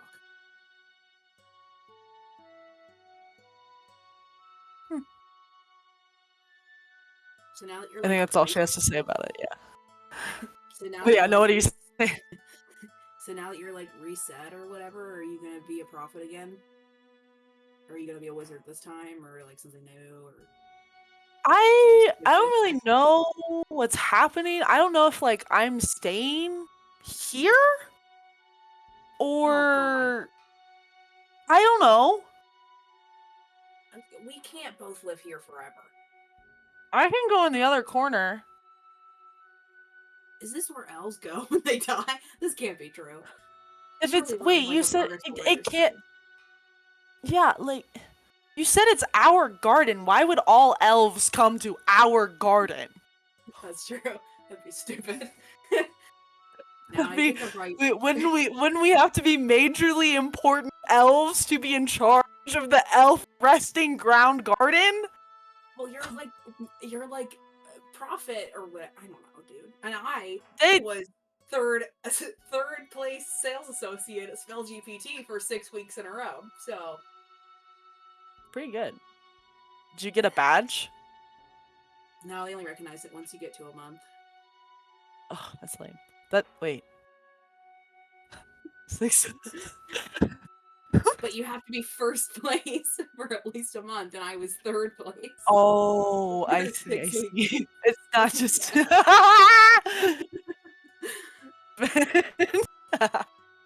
And as you guys like share this laugh, Yeah. we fade away from Theo. Also to note, you guys have been writing down in between gluttony and greed, and in between greed and what comes next. You guys are writing down what's happened, so you guys remember it. Yeah, nothing. There's a shoe to remember Maverick in Heidi's bag, but nothing to remember Kiana. And on down you go. And Brooks, I turn it over to you. Hello. Hi. So as you guys leave the casino and move on towards the next layer, you're walking and suddenly everything opens up.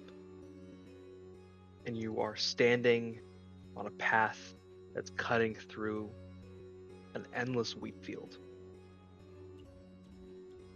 And it's pointed towards a town. Now, Azai is with you, but you is a pretty small number now.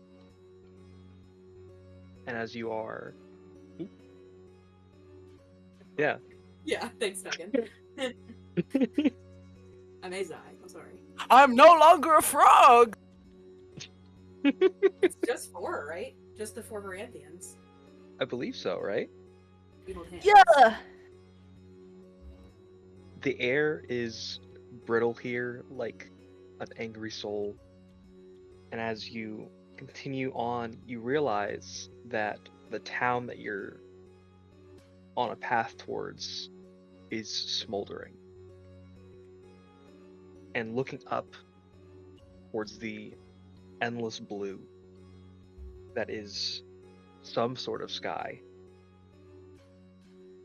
you see above what would be the cloud layer these towering figures holding glowing hot irons. And that's where y'all are. Yes, Azai. Does Azai remember anything about this layer now that we've walked in? Why don't you say that? He does not. No. But very shortly after looking up towards the behemoths, one of their gazes catches Azai. And they point their massive iron that must be fields long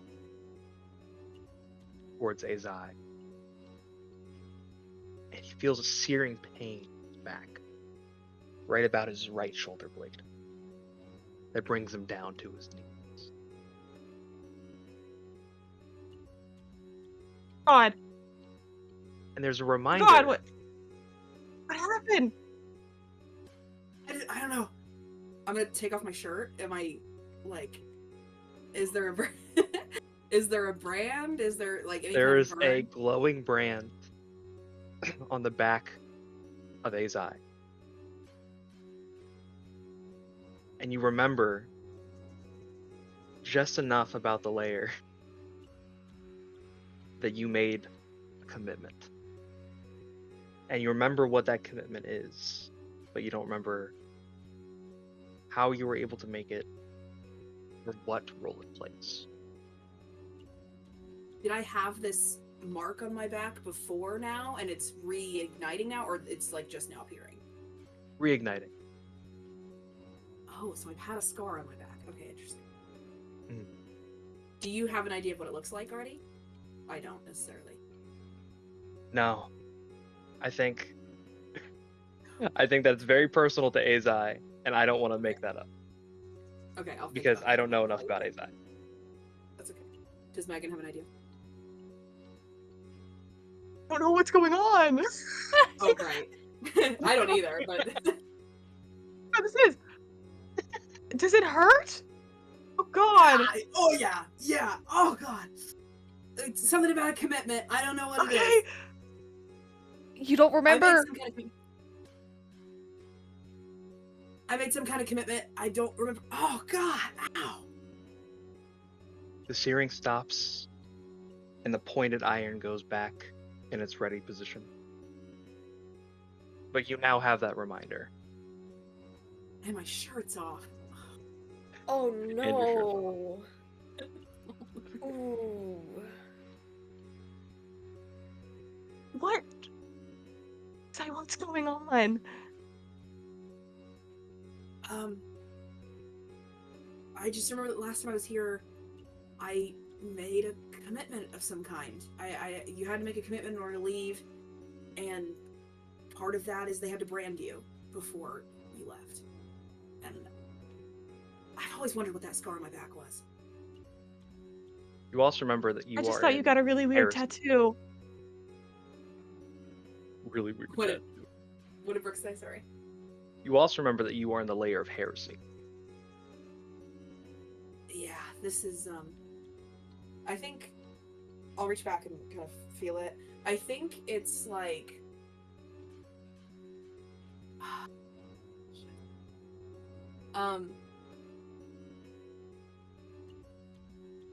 I think it's a very non-detailed version of the Ward family crest. Hmm. So, like, mostly circular and a few distinguishing lines within that have, you know, some kind of symbolic meaning. Maybe it's probably not detailed enough that, like, if Heidi had ever seen it, that she would be like, "Hey, you got a tattoo of your family's crest," but something like that. And likely when healed, just like, you know, darker version of his skin, you know, like scar tissue, whatever. Reaches back, touches it. He goes, "I thought I had just gotten really drunk one night and gotten a weird tattoo, but I guess, okay, that's where that came from. This is Heresy.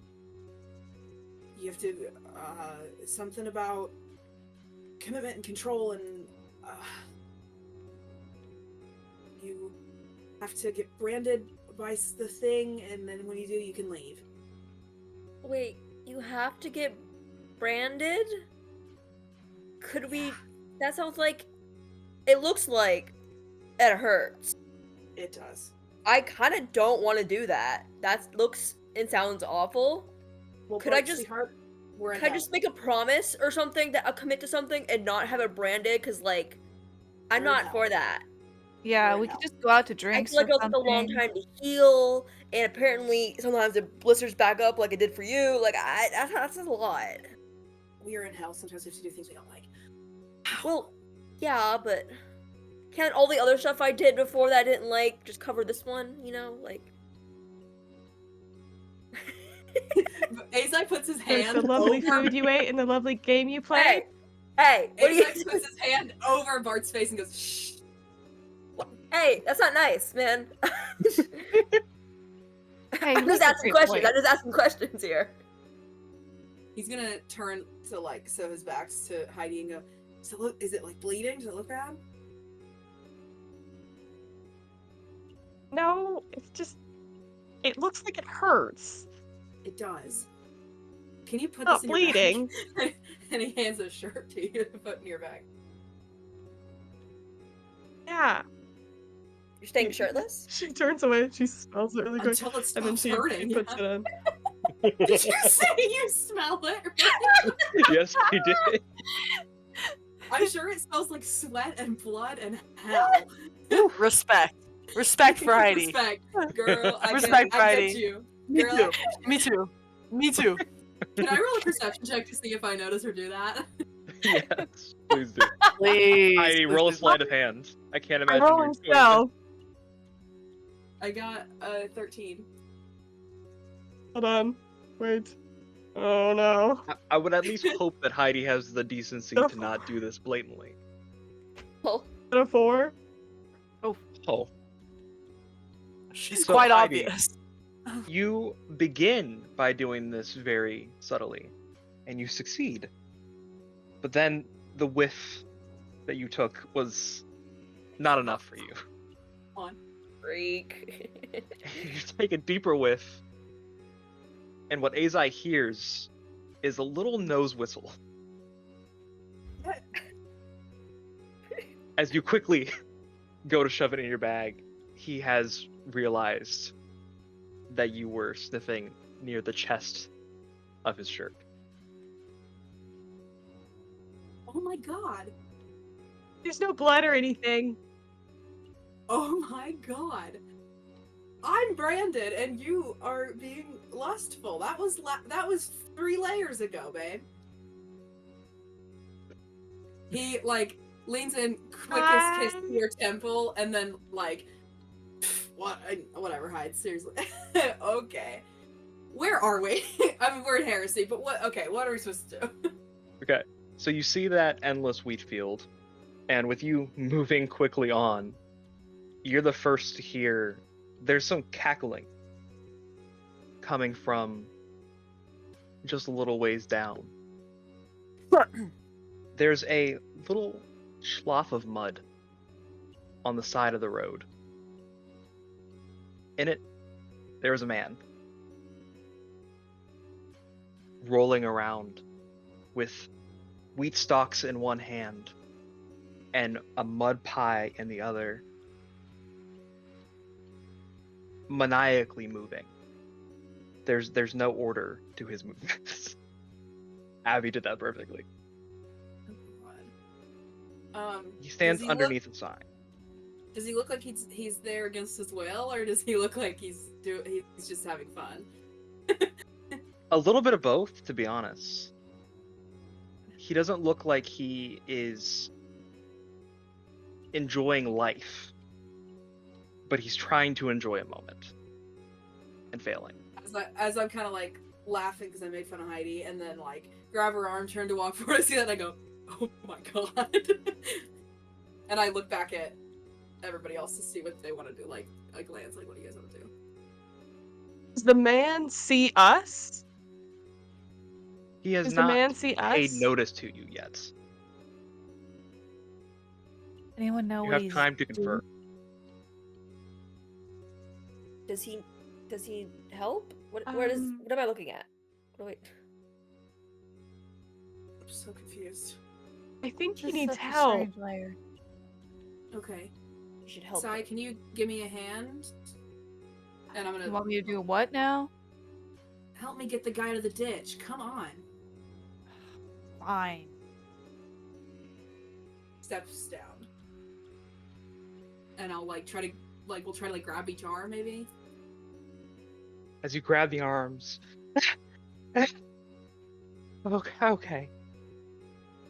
Okay.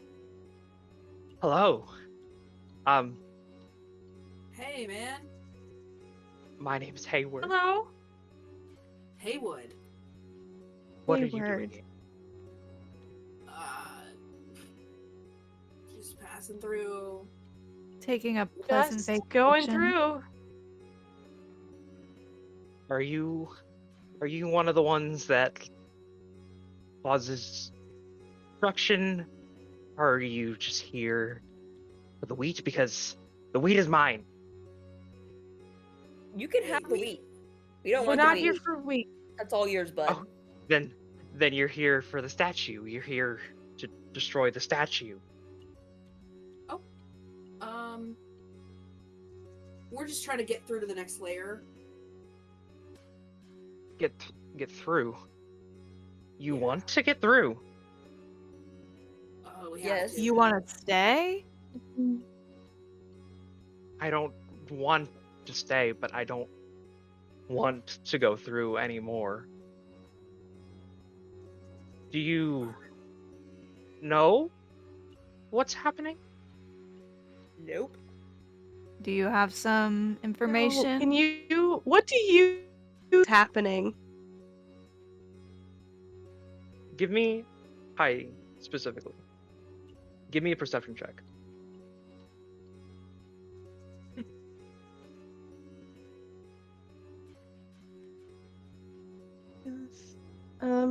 12. 12.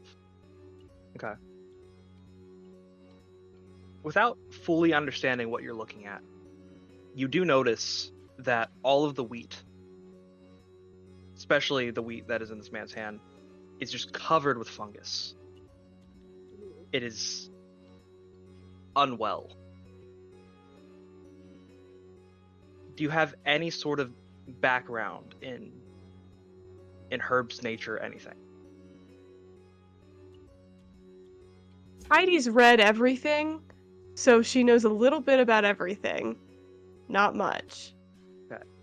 With that little bit about everything, you guess that this fungus is causing unwellness within this man. And potentially within the entire Okay. inhabitants of this town.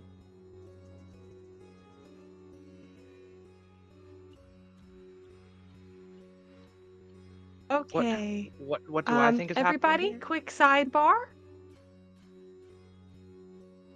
Yes, you tell us that. Hayward. I think you want to destroy the statue, because if you don't want the wheat, then you want to destroy what you hate. Then go, and leave me alone. Leave me to my wheat. Okay. I think we can do that. And Heidi looks to Azai and Cyrus and kind of a, "Mhm. What do we think?" What's so interesting about this statue? It's a statue of the Queen of Hell. Everybody Oh. looks at Bart. Why are you looking at me? What? What did I do? Okay. That's fine. I think we can leave Mr. Hayward to his wheat. We don't want the wheat. So I think we Good. can let him go. Hey, Cyrus, let's let the nice man go. Nice to greet you. What? Yeah, no. It's nice He to didn't meet mean you. it. He didn't. I'm sorry. mean that. He didn't mean it. He didn't mean it. He doesn't want your wheat. Okay, I guys, don't over want it. here. That was a joke. And I was sorry. Heidi I thought you'd like it. pulls Heidi pulls the three of them into a huddle and says, there's something on the wheat. We don't want it. I'm not going to take that man's wheat. I think it's a fungus, and I think he's hallucinating. Ooh. I don't know if he's consumed it or if it's airborne. I think I might have a handkerchief in my bag. Do you guys have anything you can kind of breathe through?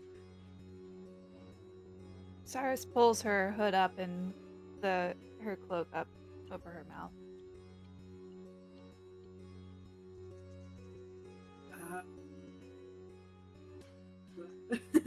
My shirt, I guess, if I could have that back, ma'am, if you don't mind. I mean, if you'd rather wrap it around your face, Yeah. I guess I can take No. the handkerchief. That's okay. That's okay. Here's your shirt. Heidi's blushing very deeply.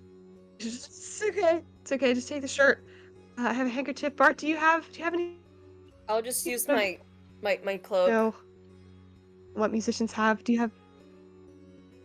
Perfect. Okay. That's just a sort of precaution because I don't know what's going on.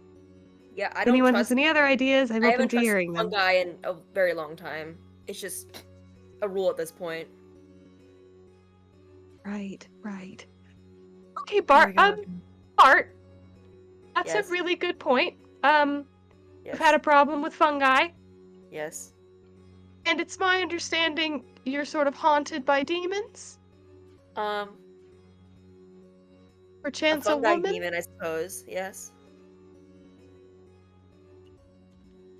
Okay. Any other ideas? Do I see anything else? Do I see any other people? Not yet. You can hear the bustling of the town as you're somewhat close and you've left the cackling of Hayward. But for endlessness, there is Wheatfield, and the only thing other than the Wheatfield is that town. It is simultaneously beautiful and harrowing. It's like looking down at the endless ocean after you see the drop off from the reef to nothingness. So when you look out for too long, a pit forms in your stomach. But when you look towards the town, everything seems a little bit more grounded. I think we need to go into the town and find this statue. Yeah, it doesn't Agreed. seem like there's anything Go else town. around. Onwards. We go. There you So go. as you guys are entering into this town, the smoldering that you could have seen from a distance is much more evident now. There is smoke predominantly staying towards the top of the town. Every once in a while there is a piece of smolder that is lying in the streets. And there are people, half with face coverings, half without. Those without are carrying loaves of bread, and those with are usually carrying bricks. And there's people. Oh no. buildings. Yes. We lost you for a minute. We heard loaves of bread. He was like carrying loaves of bread. And those Okay. who don't, who do, Carrying will carry bricks. bricks. Of bricks. Okay. Those who are carrying bricks seem organized. They seem like they have a purpose and a path. But when they get to where they're going and they're in one stationary place, it seems like they're just destroying. Those who don't have face coverings and are carrying bread are as crazy as Hayward was. Hey. Can I get a perception check from everybody? Yes, sir. Nat 20. God. It's so dumb. 9. I'm looking at Heidi. 18. Okay. 4. Bart's looking at Azai. Bart's looking at Azai. Azai's looking at Heidi. Okay. Heidi, you are able to notice that there is some sort of organization going on with those with the face coverings. You're not quite sure what it is, but you can see that there's intention to their movement. Cyrus, you've seen this sort of thing before, and you've heard of riots and their movements and their organizations, the method to the madness. And you're able to track the flow of these individuals almost like a winding path, a current in an ocean, back to its source. You know that it's a couple of turns and roads away at least, because they are dispersing at a wider rate. But you know that if you follow the path that you're seeing, that it's going to funnel down to a dispersal point. You can do with that information what you will. Hey, everyone, keep your face coverings on. I think we were onto something. Yeah, and it seems like they're all coming from one place, too. Maybe it's worth checking out where they're coming from. I mean, all I see is this town and fields of wheat, and that's all that there is. Maybe we'll find answers from wherever they're coming from. I think that's a good idea, Cyrus. Let's follow them. So as you follow Cyrus, she leads you through this path of people. She's kind of bumping people with her shoulders as she walks, refusing to leave her path, and that makes a nice, easy path for y'all to follow. You wind down streets, you go through back alleys. At one point, you go through the ruins of a house up to its top floor and then back down to the other side. And you pass the main plaza where you see the statue of the queen that Hayward was talking about. And you see people are tearing it apart, chiseling it, smashing it with bricks, throwing things to the top, trying to pull it down. But any damage that's happening is just quickly being repaired. As you continue to move on to find this dispersal point, you see a house being completely taken apart. The bricks that these people are carrying are being slowly and methodically gathered from the ruins of a home. You see that there's some people handing out bricks, and there's some people handing out bread. But those that are handing out supplies are taking in their orders from a hooded figure. A figure that stands atop a pile of bricks. Abby, would you like to describe what you're doing? Yeah. Theo is standing there, hood up, and she is, as people are coming to her, she's directing them and saying, okay, I think that's a better place to pull from, because if we pull from there, the whole thing's gonna come down and it's gonna be a mess. So you start pulling from there, and then we can go from the top, and we can go down, and she's just like giving these logistics of like how to get all of these things going, and is like fully in it. How she looks, she pretty much looks like Theo. She whatever clothes these townspeople are wearing, that's what she's wearing. But I think the only difference that you guys actually notice between her is that her hair is short. And that's, yeah. That's what I'm doing. No. Theo? Away. That Oh my God. Yeah? Yeah. What? What? Theo? Bart, like, takes off running towards Theo. Theo! Oh, God. Theo! What? Heidi moves quickly behind Bart, following him. I, like, launch myself at Theo to tackle her. Theo! I think she's like, ah! And like punches you. Because she doesn't know what your deal is. Or she tries to at least. Would you like to make a roll to hit? I won't roll too hard. I think it's just an attempt. I think nothing happened. Okay. It'd be Yeah. really funny if you cold knocked out Bart, though. I'll roll just to see what would have happened. Let's see. I'll just see if it's a nat 20 or not. That'd be funny. I'm just If killed. it's a nat Bart. 20, It's a nat please 1. let it be- It's a nat 1. It doesn't work. That'd be so You're funny. very If it was a lucky nat that you 20, I'd be did like, the yeah. punch. Yeah. I It would have been crushed embarrassing. Theo into a hug. Theo! What's happening? Where have you been? Please. You were dead! Oh my God. What? You're that celebrity. Do you remember us? Theo?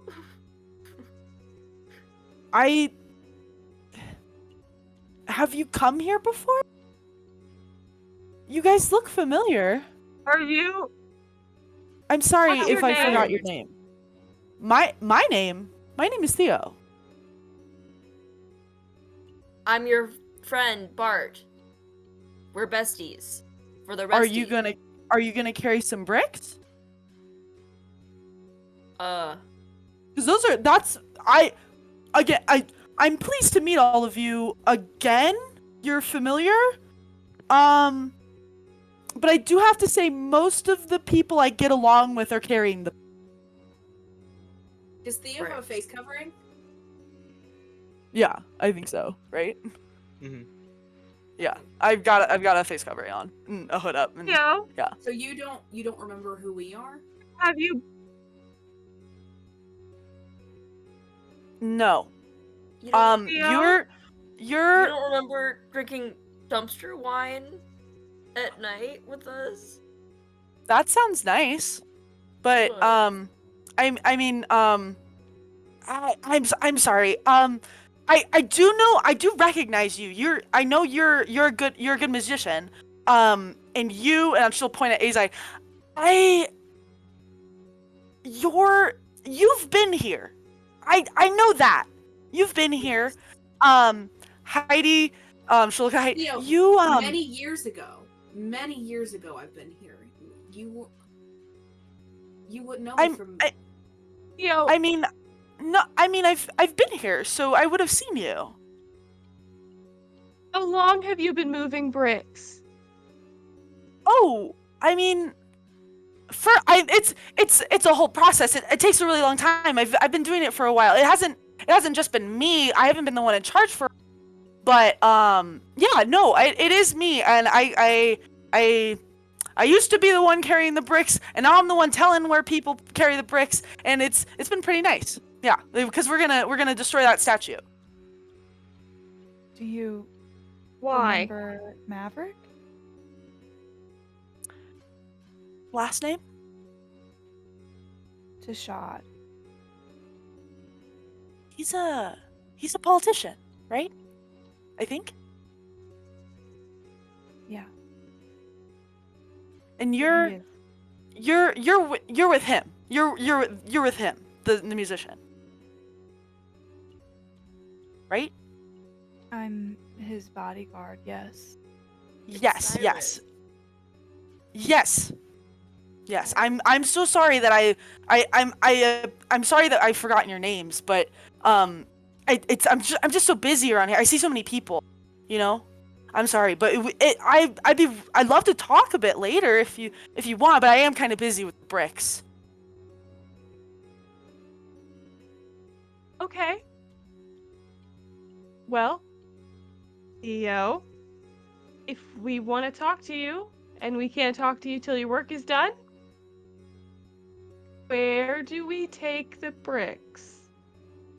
I can you guys are well, you've been here, but you guys are new. So I can show you where the bricks are. Usually everyone knows where to go. But I can show you guys where to put the bricks. And I'll show them where to put the bricks. So you give them Yeah. all bricks. Heidi picks up a brick. I also will take a brick. Just like old times. I'm shirtless and I pick up a bunch of bricks. Iris picks up as many as she can handle. Oh yeah, With one, I'll pick up quite a few bricks because I'm used to I'll pick picking up a lot bricks. of bricks.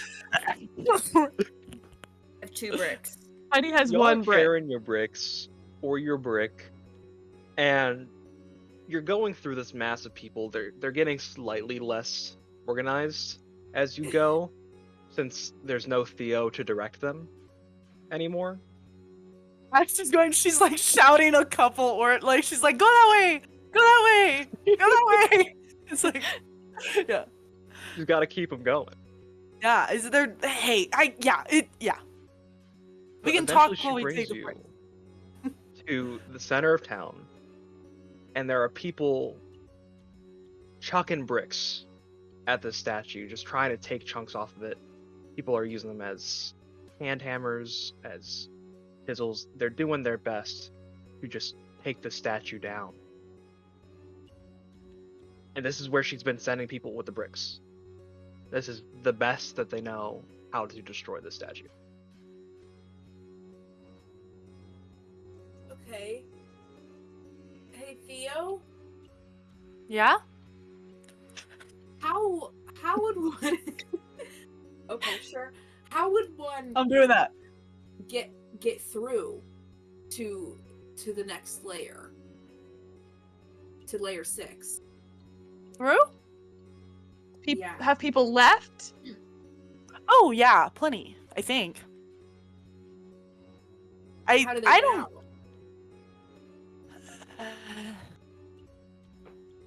I mean, You- and I'll point to the giant men around the city. I'll be like, I think it has something to do with those guys, but I don't really go over there because I think the wheat's kind of gross, and I don't like going over there. It's kind of nasty. But yeah, I think that's what it. They sometimes they move. They moved earlier. I saw it move. Yeah, that was, and he points to the branding on his back. That looks rough. I don't really have much to help you with that. I think in this town we've really only got bricks and wheat and bread. Sure. Hey, where do you live? Where do you live here? Oh, just one of the houses that isn't currently being taken apart. We kind of rotate. When one house is getting taken apart, we go live in the other one. Sure. Who's we? Who's we, Theo? Me and the brick people. Sure. So do you She's got her own following. You were in an Envoy, and you were Senator Maverick Tashad's apprentice, and you kind of followed him around. You went to a funeral, you traveled the world with him, and you joined up Guy? with us here in Varan. Azai? I'm not much for politics. You yelled at me once. Twice. I I don't don't recall. think this is Theo. It's obviously Theo. Get her. I am Theo. Hey, No, That's no. Theo. That's my name. But Rendoshi, she That- checked to Dawn. Theo, when with you the hear hope of being Rendoshi, resurrected. Mhm. there is a decent amount of hatred that bubbles up within you. What do you know about him? Just what you've told us. What have I He's- told you? I've told you he's things? the God that you work. Okay, let's we're gonna go get more bricks. So we'll leave Wait. these here, and you tell people how to do that with those bricks. And the four of us are gonna go get more bricks, okay? Awesome. Okay. Heidi pulls Yeah, the three of them I'll aside. be here doing brick Hey stuff. guys! We can't just leave her Amazing, here. amazing. It's We can't not leave her Theo. here. That can't be Theo. I think it Azai? is. It looks like Hey, Theo. why? It sounds like Theo. Actually does Her name look is like Theo. Theo. She checked It doesn't for have a hair Rendoshi. like that. She checked for Rendoshi to resurrect her, and this might be how she was resurrected. And you think Rendoshi would drop her in here? Know the guy? I don't know the guy. To do what? Any explanation for any of this? She's in Heresy. She's in Heresy, and her god killed her with the hopes of resurrection. If I gave my life for a god that was supposed to Theo. resurrect me, Heresy's probably where I would resurrect too. Do you think Rendoshi resurrected her or not? If Rendoshi resurrected her and she's here, then she shouldn't be a heretic. She would believe it. That's not can't be Theo. If Theo wasn't resurrected and was turning into a heretic because their god lied, she wouldn't be here. That can't be her.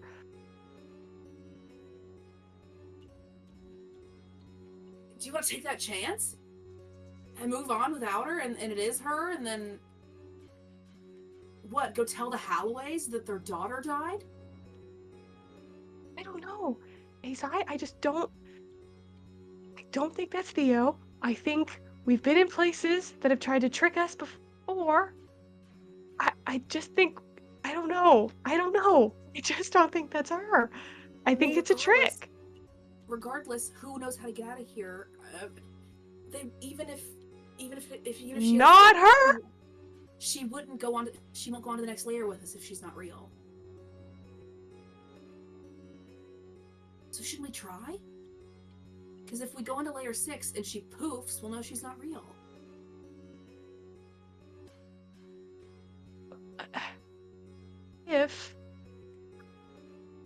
What if knowing whether or not she's real is how we get through? What if right now, when we listen to Theo, what if right now, listening to Theo, we're being heretics, listening to a false prophet? We need to talk The to the big guys. Only prophet that I know. Really scary ones? Well, they branded me through Bluetooth from 7 miles away. So they have some kind of power here. And I Branded remember- via hollow cube Bluetooth. I know we have to get branded to leave, so, and they have the brands, so see if we can get this over with. He turns to Cyrus and Bart. as well. That's If Maverick... No. When Maverick catches up to us, do you think he's going to forgive us if we leave her behind? Even if it I'm saying, turns yeah. out not to be her. I think I'm with Cyrus, babe. okay. How about this? Okay, how about this?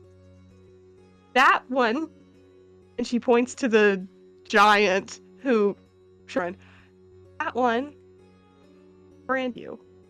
Okay, so maybe he owns you in this layer. Maybe your commitment was to him. Let's go talk to him and see if he can tell us how to get out. And if we want to grab Theo on the way out, we know where she'll be. Throwing bricks.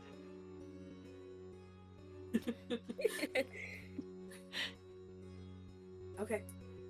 I don't know what to do here. I'm at a loss. But that's what I think. I don't know. What do you... Does anything of what Azai remembers... I don't know what the right thing to do here is. Does anything of what Azai remembers harken itself to knowing if this Theo could be real or not? Or am I at a loss for that as well? You know from when you came down here the first time, a little bit of your briefing that you had on each layer. For different layers, that information is fuzzy, but you do know that the inhabitants of Heresy are pulled from all the layers of hell. When their punishment breeds so much hatred for the Queen of Hell, they end up here. And those who end up in this layer to start out with had so much hatred for the things that controlled them that they ended up here. I'll relay that sentiment and reiterate again that I think something might have gone wrong with Rindoshi's attempt to resurrect Theo. And maybe that hatred has landed her here. With no. I reiterate that to the group. All the more reason to bring her with us. Yeah. We can't keep losing people. I get you. I get that you're cautious. I respect it, honestly. But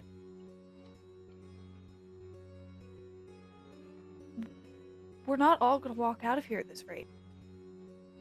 You can't just ask us just to willingly leave her here.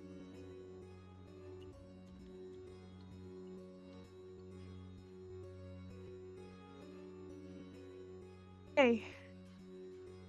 We'll be cautious, but I hear what you're saying.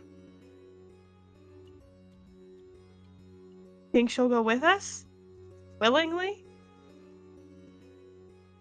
Hey, even if we need to trick her, I just say we bring her with us.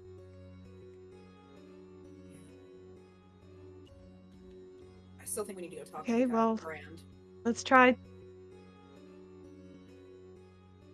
Do you want to do that with Theo or without her? Probably with her.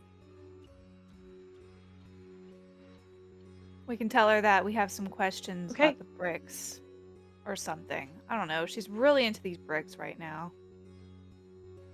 Maybe we I can mean, it's a get new her hobby. to pick them with us. Like, hey, those big guys, what if they have bigger bricks? Yeah. It's a great idea. Yeah, let's tell her we went to get more bricks, but then we found better bricks over there. Look like they could carry a lot And of she bricks. points to They're the big big. guy. Hmm. They could carry a lot of bricks. They could probably just destroy the statue with no bricks needed. Oh, that's a great Okay. idea. We could tell her we're Okay. asking to see if they can help us destroy it. Yeah, I like this idea. Perfect. We go. We go to Theo. We tell Theo. You find Theo chucking bricks even more adamantly than when you left her. you lay out your plan to Theo. Theo, how do you react to this? I'm really impressed with you guys. You just got here. I know you've been here, but you don't stay here. You just got here and you took the initiative to go out in that nasty wheat field and go ask the. You guys are asking good questions. I think in the future you guys could be brick throwing organizers. We're getting there. I'll go with you guys. Hold on. I've got to go put someone else in charge. I turn around. Jim, you're in charge. I'm going. I'll be back. I'm so ready, Theo. I've been waiting for this. I know, Does this feel- Jim. Does We've this feel very been- Maze Runner to anyone else? This feels so Maze Runner. Jim, you're the best second in command I could ever ask. You can do this. I try to be. You're Theo, doing I won't great. let you down, and I won't let those bricks stop from getting thrown up. That's We're doing this. That's the spirit.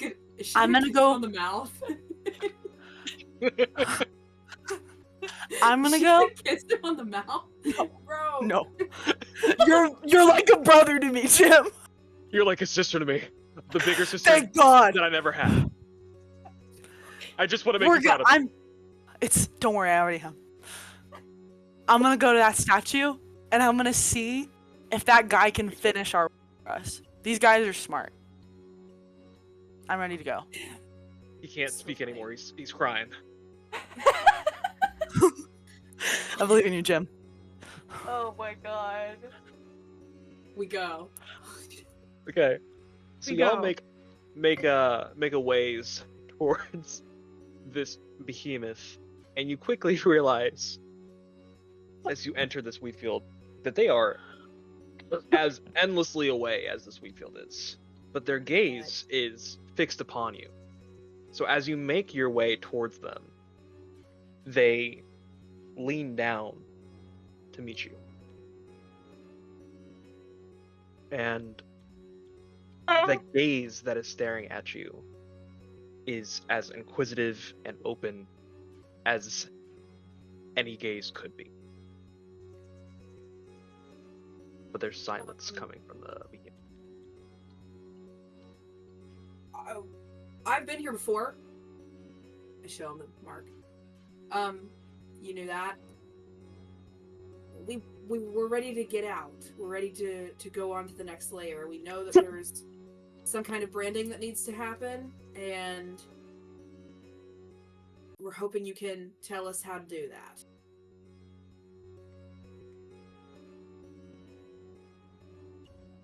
And the long hand outstretches towards the center of town. You hear crackling as this hand brings back the statue from the center of town and places it down in front of you. The Queen of Hell is there, and a massive finger points towards an inscription on the statue that says, "Bow down." And he places the iron down and he waits. I bow. As you bow, the statue for you begins to twist and morph into a depiction of that which controls you most. Your family. You're whisked away into just an endless dream. And your brand glows, and you're ready to leave.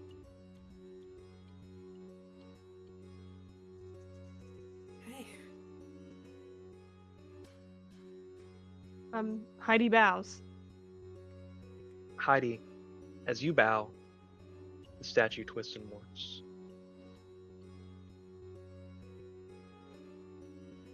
You notice that the face of the queen is slowly becoming more and more like your own.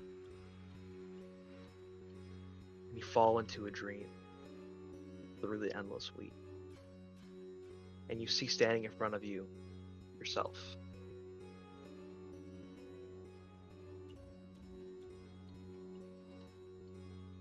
Hello, Heidi.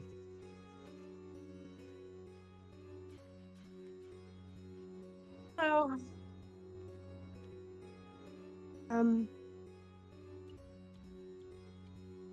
Yeah, you look pretty smart. You know how I get out of here? Yeah, I think you do. You are pretty smart. You've always been clever.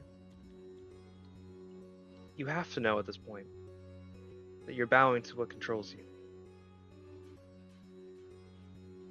What has the strongest grip on your life. You've always been your own setback.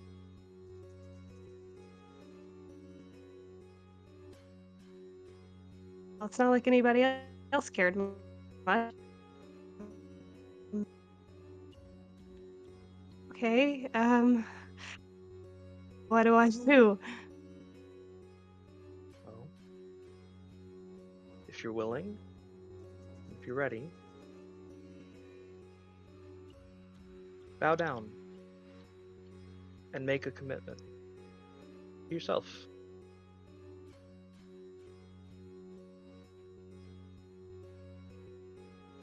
stop getting in your own way.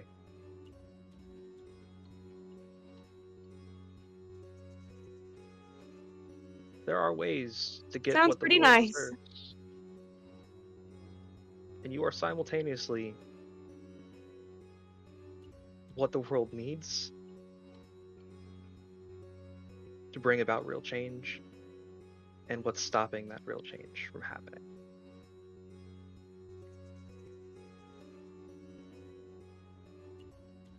So don't get in your own way.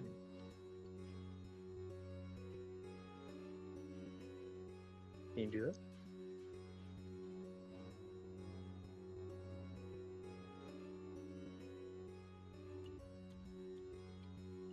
Yeah. I think. How do I know? How do I know which Heidi is right? Heidi, Just sort of it'll be painfully obvious. right. Do what.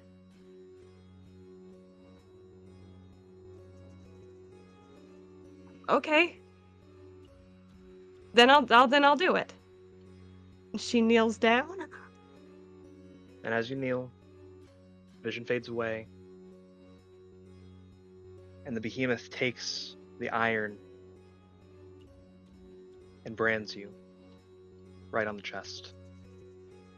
It sears into your flesh, and it burns and it hurts, but there's a freedom within the iron. And if he pulls it away, you realize that there's a symbol, peace, on your chest.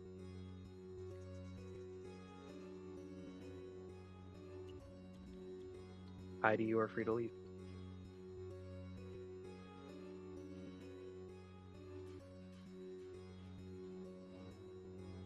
Does she see? Do I see Azai? Azai is still there. Okay. He has not chosen to leave yet. But he's free whenever he wants to. He had already made his commitment years ago. He was just being reminded. I hold Heidi's hand. I go stand with him. I hold his hand. This is You a get weird just one. Little searing pain. It's very mild. And you know that you're stopping yourself from kissing him.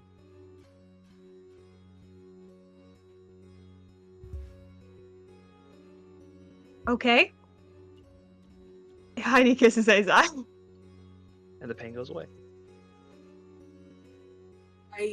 Knowing she has this symbol in her chest now, I reach behind her, unclasp the necklace, reclasp it so the chain is longer so the pendant doesn't sit on the fresh burn. So sweet. Thanks. I was worried about that. Iron and the burn doesn't do so good.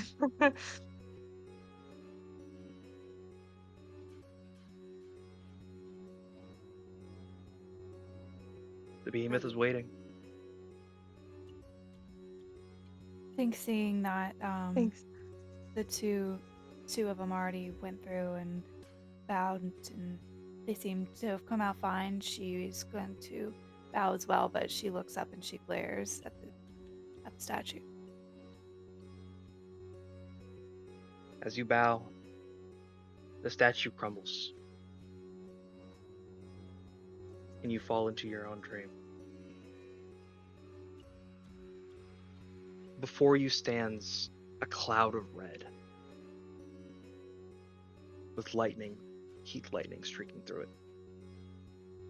You hear a booming voice. You've always been angry.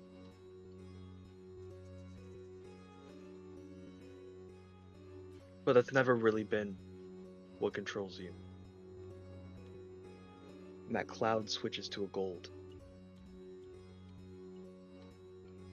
The greed. That might.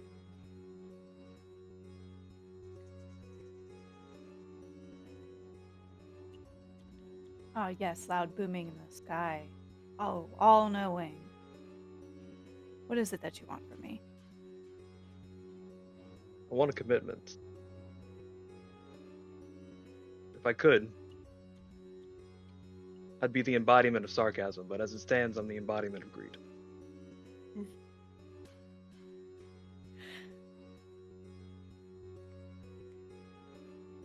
And what exactly would that mean for me? Well, means you gotta be a little greedy. What did you say? I'm sorry. It means you have to be a little bit greedy. See, I do control you. You make decisions based off me, but lately that's been changing. It's always been about the money until you join the Envoy. I want that back. You want me to be You- more greedy? I want you, yes. What does it matter? Isn't everyone a little greedy? Don't you have enough of it? Everyone's a little greedy, but you used to be a lot greedy. You used to be kill your crush for a little bit of change, kind of greedy. But that didn't happen when you had the opportunity.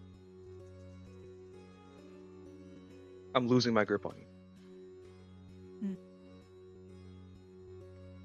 Sounds like that might be a good thing. It's good, bad. I'm unconcerned. I'm concerned with you. I'm not going to get out of here unless I agree, am I? There could be another way. There is, I don't know it.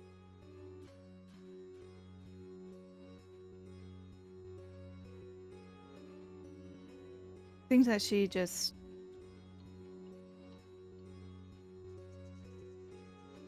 To her, it's money's money. It gets her by. She needs to be a little bit more greedy sometimes to get through the next day. What heck with it. So I think that she bows to the all-knowing booming voice in the sky. And it is happy. And you snap out of your dream. And you are branded on the neck with the symbol of a coin. Hmm. And you are free to leave.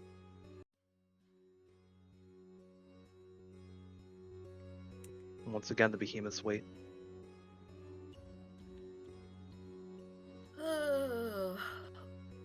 Well, Theo, I think it's your turn, buddy. I'll wait right here for you. You get on. Oh, come on, it's not that bad. Don't you want to see what's beyond this next layer? I'm sure that there are more people in need of help. Maybe more bricks to throw. I hear the next layer is all bricks. That's Ooh. exciting. Yeah, it's Um, the architecture layer. It's the architecture layer. That's exciting. No, I'm kidding. I think bricks aside, I think Theo seeing the statue being picked up and placed in front of this huge giant guy. I think it's a moment where seeing it in the city, it's like the biggest thing there, right? It's easy to be drawn to it, easy to want to take it apart because it's the biggest thing. But in comparison to this giant guardian thing, it is very quickly dwarfed. And I think it I don't think it becomes instantly brilliantly clear, but I think it is enough to make Theo question if that's actually been the whole point. And so watching these people bow and gain access to leave, something she'd never even thought of while being she'll oblige. And she'll try it out. Theo, as you bow, you see the statue begins to change. Before you can make out what it's changing into, you sink into the wheat field. Before you stands Rendoshi. Theodora. How are you? I don't know how I'm supposed to I don't know how I'm supposed to answer that. You did something to me. Maybe this will jog your memory. Monks. No. Monks. Monks.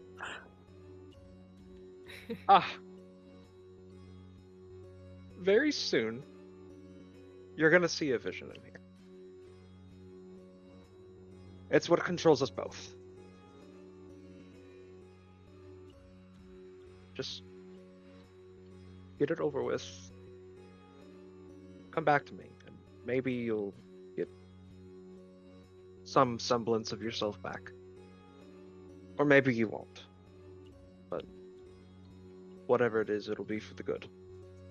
Now, I've gotta go. I can't stay here long. But it's good to see you, Theodora. Something is missing, though. I'm missing something?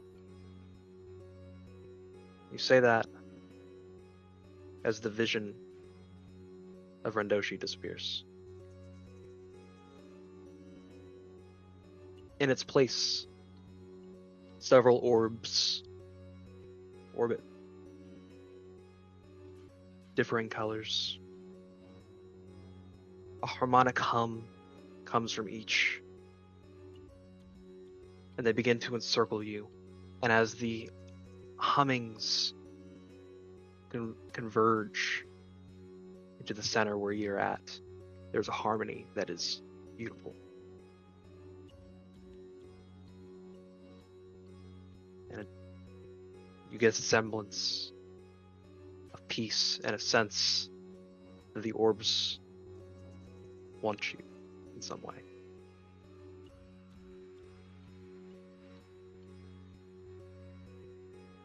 I'll reach out and touch one. As you reach out, the orb floats closer to you and meets you in the center. It's like holding warm jelly, as smooth can be. And you sense through this wave of heat that radiates from your fingertips down your arm and into your chest. That you need to bow down to order. That order, you used to protect it in some way. But now, it wants to control you.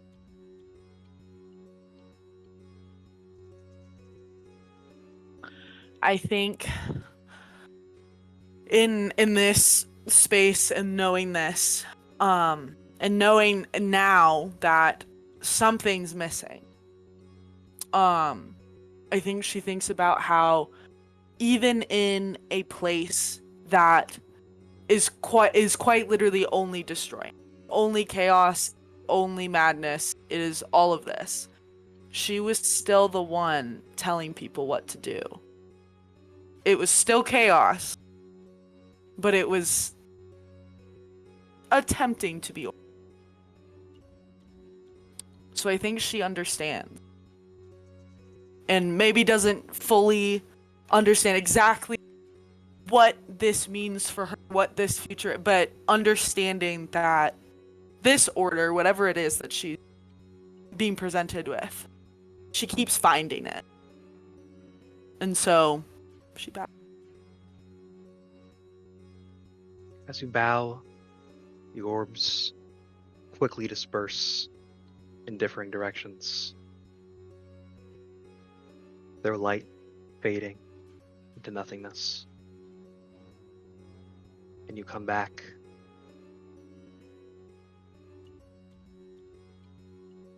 And there are two behemoths standing in front of you. And on the palm of each of your hands, they brand you with 3 orbs. On each hand. On each hand. Hell yeah. And Theo, you are free to leave. Oh.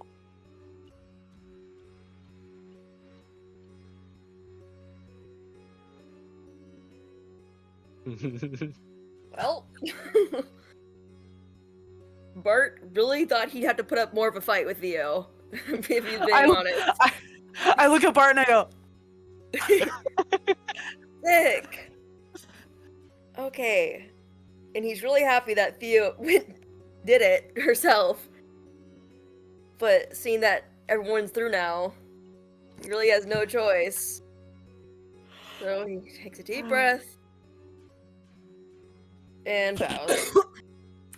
And just looks up at the statue like, please Bart. don't let it hurt too bad, please, God. You watched all of your friends very closely as they bowed, and each one looked up at the statue, and there was some change in their face, like they were seeing something marvelous take place in front of them. It looked different in each one. For Cyrus, it was a sense of annoyance. For Heidi, it was deep confusion. But you don't understand what they were looking at, what they were seeing. Because for you, it's just the same statue. The Queen of Hell.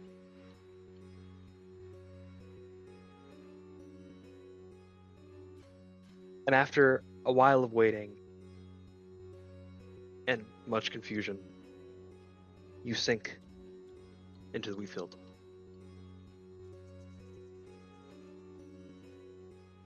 A voice from behind you and this endless darkness. Hello, my child.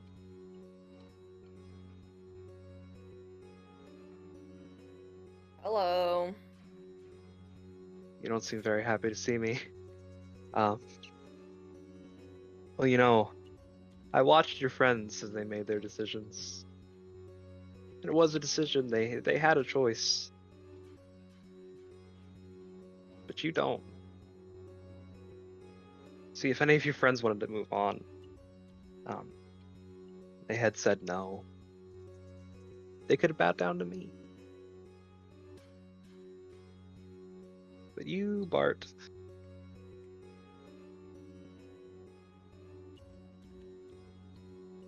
you don't get a choice.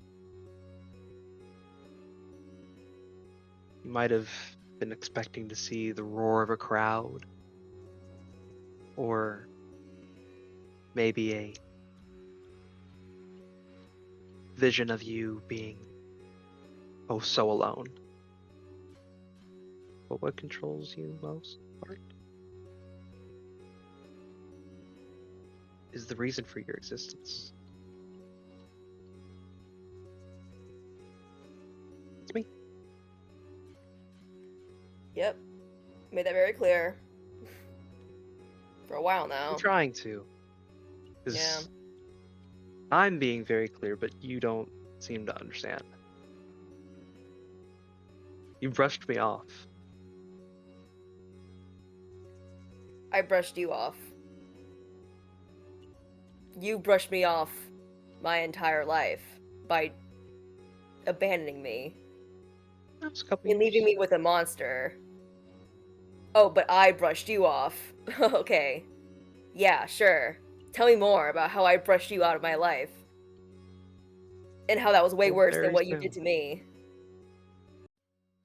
Very soon, you will see the pain of being brushed off. I'm trying to make it clear to you. I've known the pain of being brushed off my entire life. You caused that pain. Bart, So I'm always whatever, watching you. anything new I'm gonna learn about being brushed off, trust me, it won't actually be new.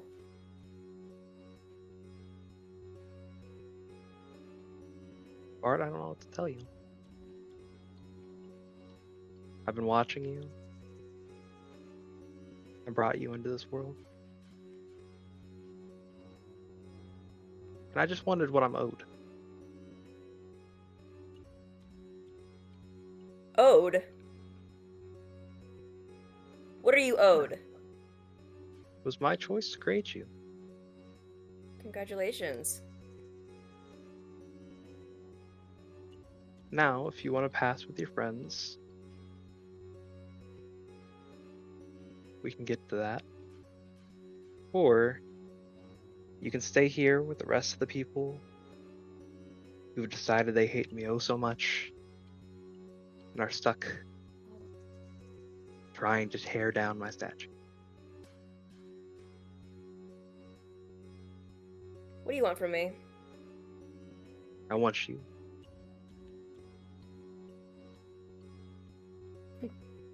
No, be serious. What do you want?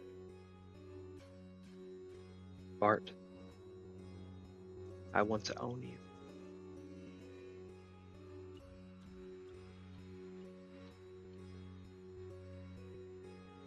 You had like 20 years to do that shit. Why now? Because you've never been in hell before. You've never been in my domain. But here you walked in on your own. Your friends up at the top layer let you in. Then you thought it'd be easy.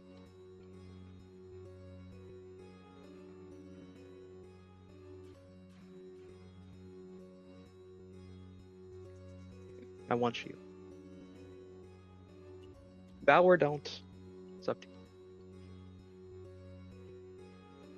But you don't get a second choice.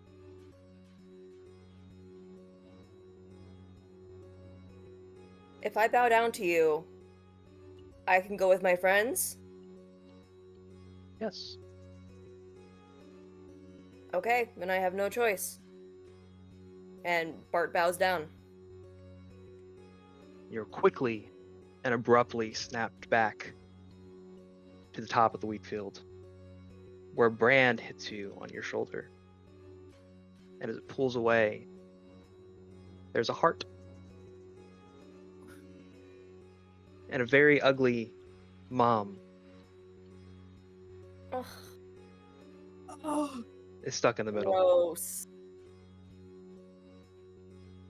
and you are free to leave. I trudge back to the rest of the group with a face like this.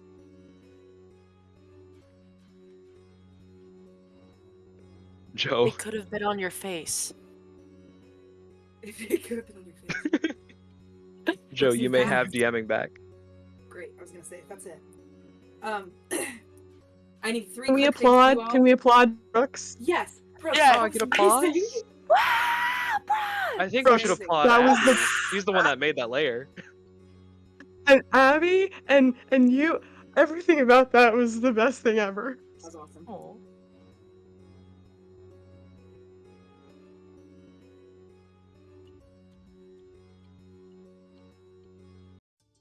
Picture this. There's a big statue that you have to destroy. I know you're asking now. How could you possibly do this? Given that you just have these 2 hands, these 2 flesh hands. Let me present to you an option. Around the statue, there are houses made of bricks. You can use your hands, your flesh hands, too soft to destroy the statue. You can take those hands and you can tear those houses apart brick by brick. Crunch that mortar and you can hurl them. So the next time that you're confronted with a statue that must be destroyed, consider looking around you and seeing what's available. This is sponsored by Bricks, the concept. Thank you, Dice Whisperers, for watching. Love you all, mean it. We are on here, which is YouTube. We are on TikTok, which is TikTok. And we are on Twitch when we play, which is sometimes every other week. Anyways, I love you all. We love you all. Kissing you on the forehead. Mwah. Good night. Have a good day. See you next video.